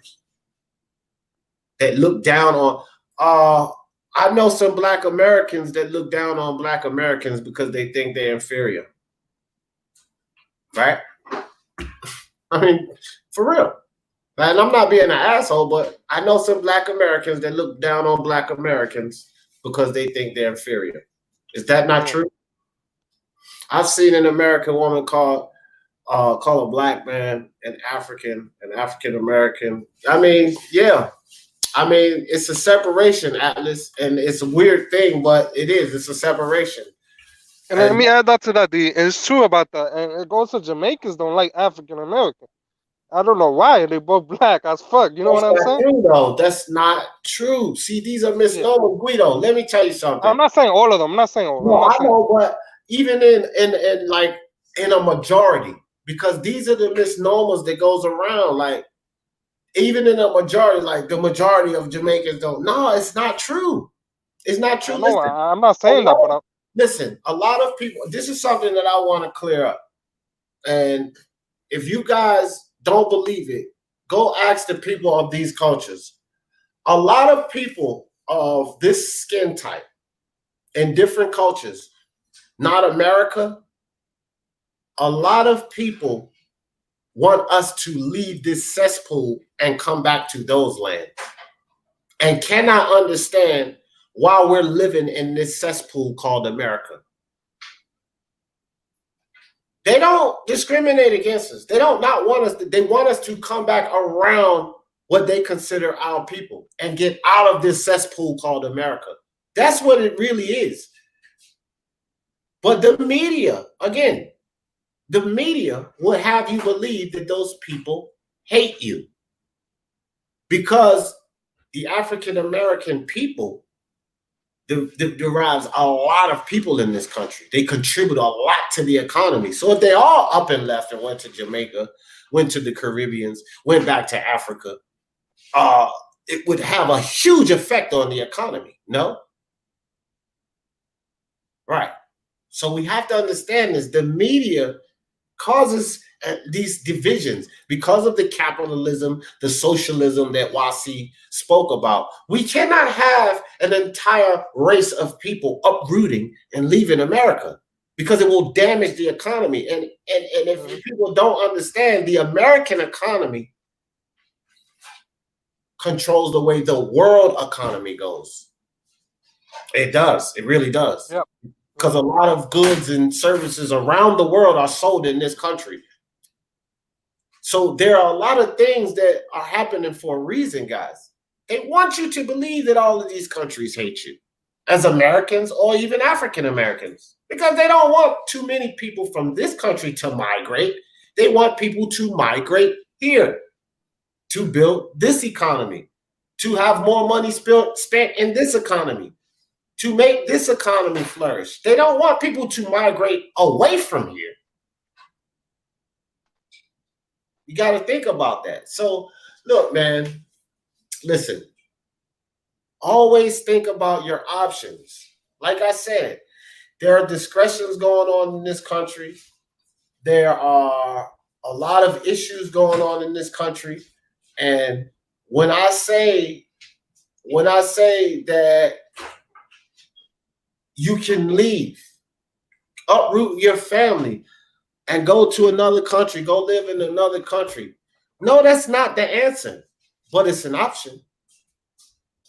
We really don't know what the answer is to stop a lot of what's going on in this country. And I'm not saying that up and leaving is the answer, but it is an option for you.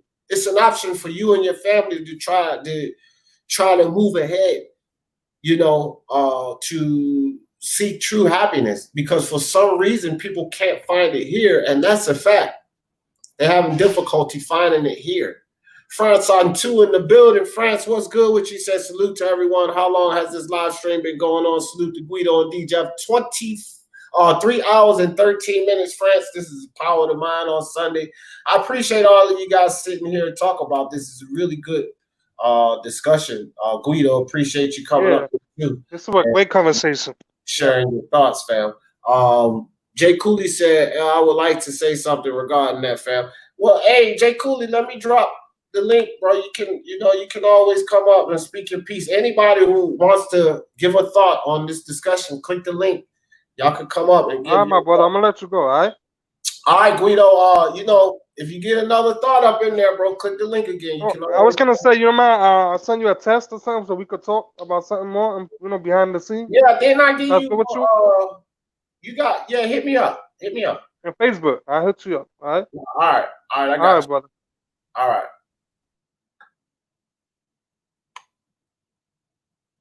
RJ Cooley. I dropped the link in the chat for you. Shiz Biz in the building. What's good with your Shiz Biz? I appreciate you.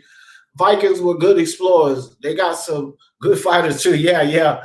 They were all around the place, man. And that, kind of opened things up for Monkey Kung Fu, man. God bless you, bro. Monkey Kung Fu, you're a freaking great dude, man. I really appreciate these super chats, man. That's really huge. Monkey Kung Fu says, D, I absolutely appreciate that you're having the conversation. Too often people are ready to talk about their perspective without the willingness to really listen. Yeah, bro.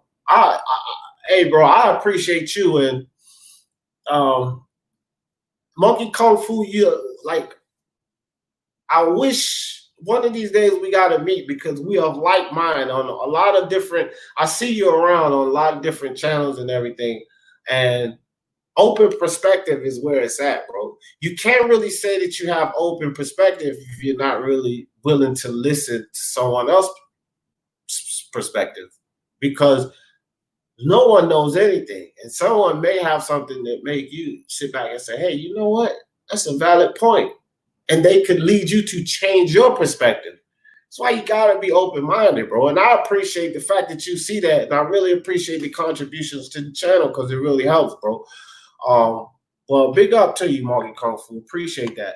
But yeah, guys, we got to have an open mind about things because that's the only way we really going to lead ourselves to true happiness. Be open-minded, because open-minded will lead you to that willingness to change. And I got to keep repeating this. It's like an affirmation.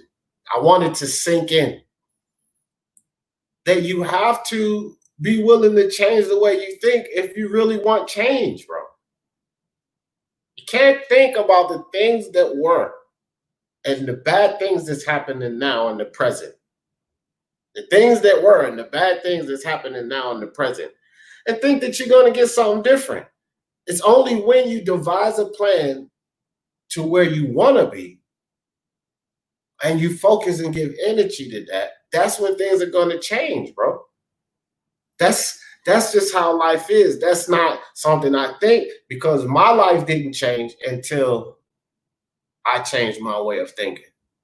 And as soon as I did, it changed phenomenally. A whole lot of things changed. Things that I thought, you being broke or considering yourself broke is a state of mind. It truly is. Because people that consider themselves broke a lot of times, it's because in their mind, they need so much. They need to have this. They need to have that. They feel like they need to have this. So, of course, they consider themselves broke because they require themselves to have so much. This big house, this big car, 20 outfits and all of this gold and such. If in your mind you think you need all of that and you don't have anywhere near enough money to acquire that or to afford that, then you may think that you're broke. But you're the one causing yourself this desire to have all of these material things. Now, if you scratch all of those material things out that you think you need or do you desire, then you're probably not as broke as you really think you are. That's the reality of it, man. We put ourselves through so much from the way we think about things and perceive things. Josh in the building says, take it with a grain of salt. Josh, I think I seen a couple of your comments, bro. And I didn't stop on y'all. I do apologize for that, Josh. Thank you for joining us, Josh. You've been in here for a while. I did recognize you, bro. L back in the building. What's up? What's up with you, L? Yeah, man, about what Monkey Kung Fu was saying, man, that's one of the realest shit, man. People got to be able to have a conversation about certain things, bro. Like one thing I learned, bro, being in the penitentiary, bro, is sometimes the people you most likely wouldn't think you would have a real thorough conversation with, bro, are the conversations you learn the most from, bro. And that was in the penitentiary, bro, where you meet all types of people from all type of backgrounds, bro.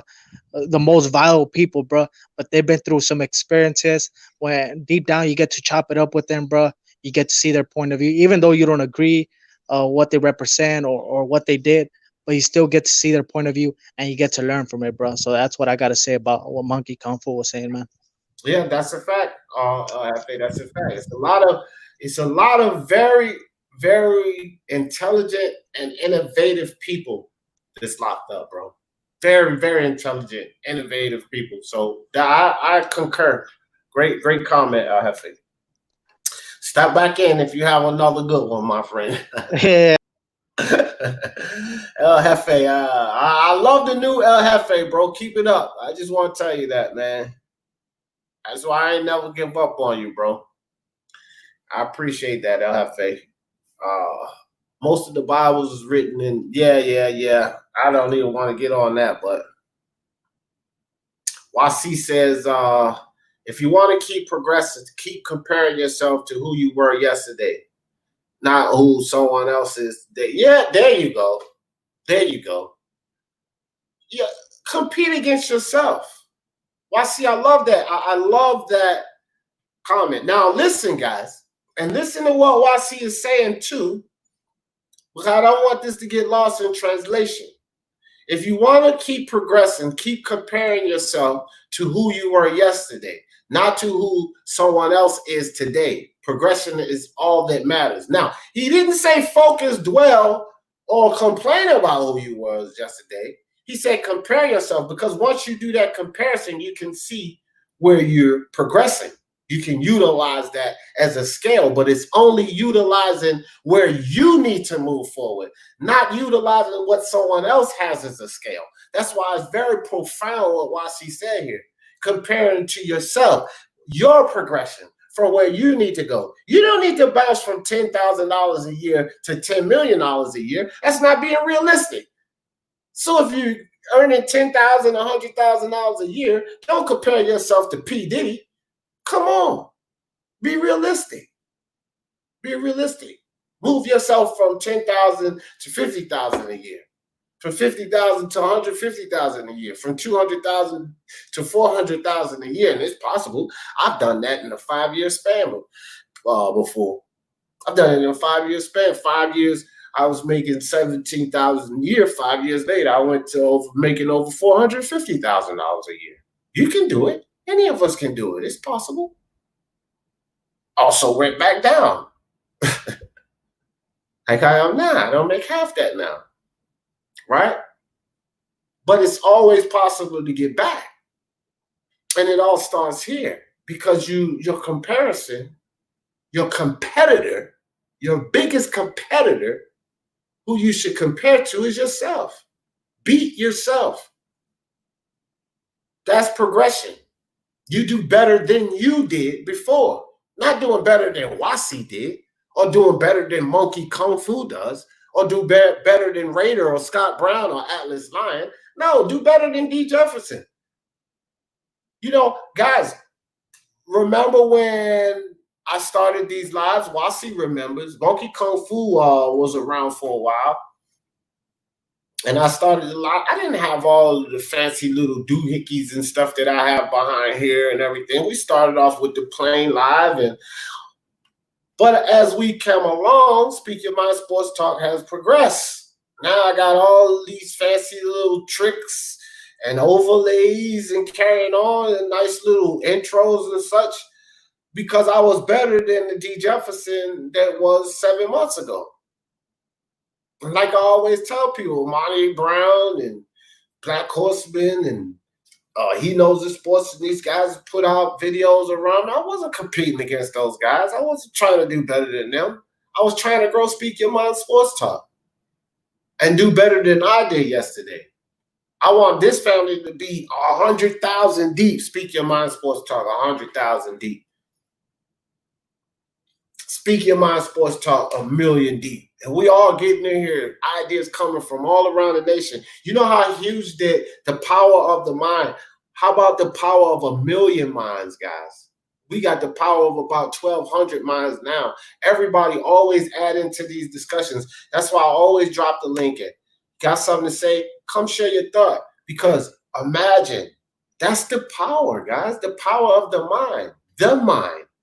You know how much power, even energy-wise, science even tell you, Do you guys realize how much power, I mean, infinite power is in each one of our minds? Take one atom and splice that. You imagine how much energy that, just one atom in our mind. So just imagine, literally, figuratively, the power of the mind is massive, guys. We have so many sports minds in the Speak Your Mind Sports Talk family. So many rational, reasonable people. Mangrove, Monkey Kung Fu, Wasi Rama, Unbiased Boxing Talk, Scott Brown, Sorrows Two-Time, Eric, Toby, Tim, Lisa Bales. This goes on and on. Rational, well-rounded thinking, Mark Unrivaled people. And it's just going to grow and grow and grow. And so these discussions will lead people in the family to, you know what, man, that's good. Tim Dub is a perfect example, guys. We didn't have half the family members in the beginning, not even half. And Tim Dub went through a cancer situation. And all of us pulling together, giving our energy in there, knowing that Tim Dub is going to be better. And Tim Dub himself focusing on his health, all of us keeping him encouraged. That's power. Whether you guys believe it or not, that's power out there. That's power sent to God, to the Almighty, all of us wanting Tim to be better. And there was only hundreds of us, guys. Now we got double the people that we had now. And Tim is in remission. He's feeling better. Imagine 1 million minds out there putting the energy out for Tim to be better. Along with Tim feeling him.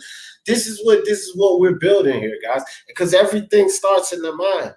We'll always progress when we start with wherever we want to go. When you start with it here, you will always progress. I can promise you that.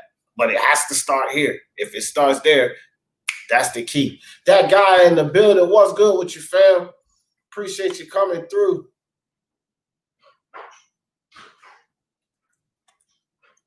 Jay Cooley. Oh, yeah. Okay, Jay. I thought you wanted to come up here and say something. That's why I put the link in there. Yeah, so guys, we've been running for like 3.5 hours now. I'll put the link in the chat one more time in case someone wants to come up and give a final thought or such. But let me see. Mangrove said, I'm a cancer patient now, the third time treatment student because I'm glad you shared that with us, Mangrove. And everybody that watched the playback, Tim Dub, I know you'll watch the playback. Bro, let's all put our thoughts out there for Mangrove. And Mangrove, you have to do it yourself too, bro. See yourself healed, which I don't really have to tell you, because you've been through it. Keep yourself stress-free. Watch some Three Stooges or the show Martin or something like that. Laugh a lot. Whatever you can to keep yourself stress-free. And my thoughts are going to be that you're healthy here with us for many, many years. And everyone else, do the same for Mangrove. Put the thoughts out that every time we come on these lives, you see Mangrove in here kicking it with us. And he's healthy and he beats, this state that they call cancer. Because with a lot of minds working, the cancer can't survive, bro. And as long as you stay at ease and stay stress-free, Mangrove, stay happy, do everything you can, that cancer can't survive. This was the same thing that I told Tim a long time ago when we first started thinking for Tim. And Mangrove, I tell you this, disease, and you break it down, is a body at dis-ease, disease. So you stay stress-free, stay happy, do everything you can. And you stay posted here, and I'll keep my thoughts out. Everybody put their prayers and thoughts out for Mangrove to be healthy. And Mangrove, you have to know that you're healthy. There is no cancer in you. You know this. Stay focused on that, and that will be delivered, brother. And I'm focusing on that. That will be delivered because you are at ease. Disease can't live in the body at ease. The contradicts the word. Disease can only thrive in a body at dis-ease. So we're going to keep you at ease, bro. You know? And God bless you, dog. Big ups to you. And you're going to beat that thing up for sure. Raider says, when you see the eclipse on Earth, it casts a shadow on the moon. The shadow over the curve is not a straight line. Yeah, I hope you feel better, man, bro. My dad just going through that shit. You'll be in my prayers, brother. That's right, bro. Johnny Boy's dad and man, bro. Y'all gonna be good, man. I'll debate you later. All right, Mincho, no doubt. D salute to you, fam. No doubt, dog. All right, guys. So Atlas Lion said, man, bro, God bless you, bro. I agree with D. Yeah, man. Yeah, bro. No doubt. And again, thanks for sharing that, man, bro. But guys, look, I'm going to close this one down. It's 3.5 hours.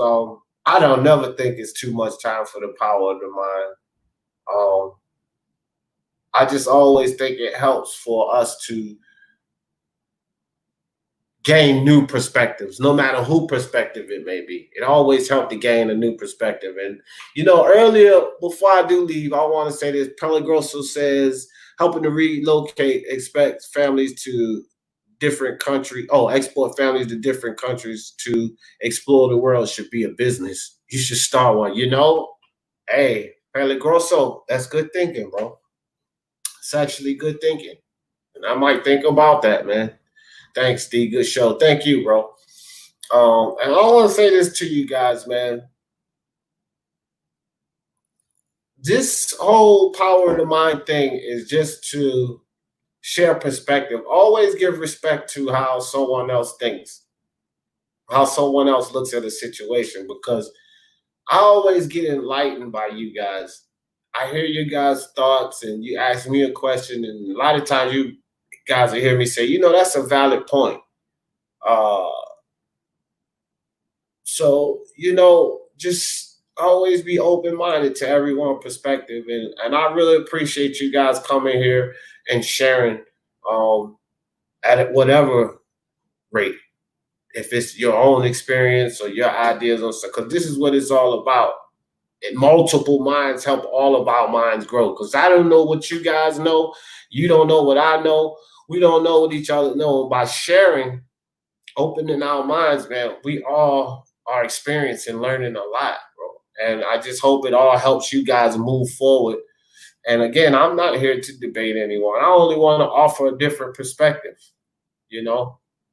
That's it. That's what the power of the mind is about, offering a different perspective, because it all leads to us being, happy, serene, at peace.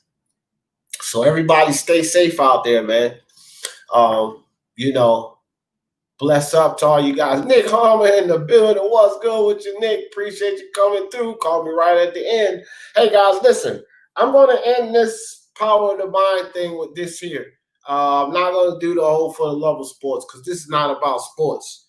This is something different. So, I just decided to end with this. Wow, man, that damn thing is...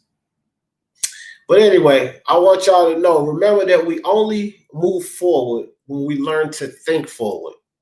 We must devise a plan to get us where we truly desire to be. We must focus and give energy to the future and how we've planned it. When we focus on how things are and how things were, we will remain the same. Everybody stay safe, man. Love you all. Peace.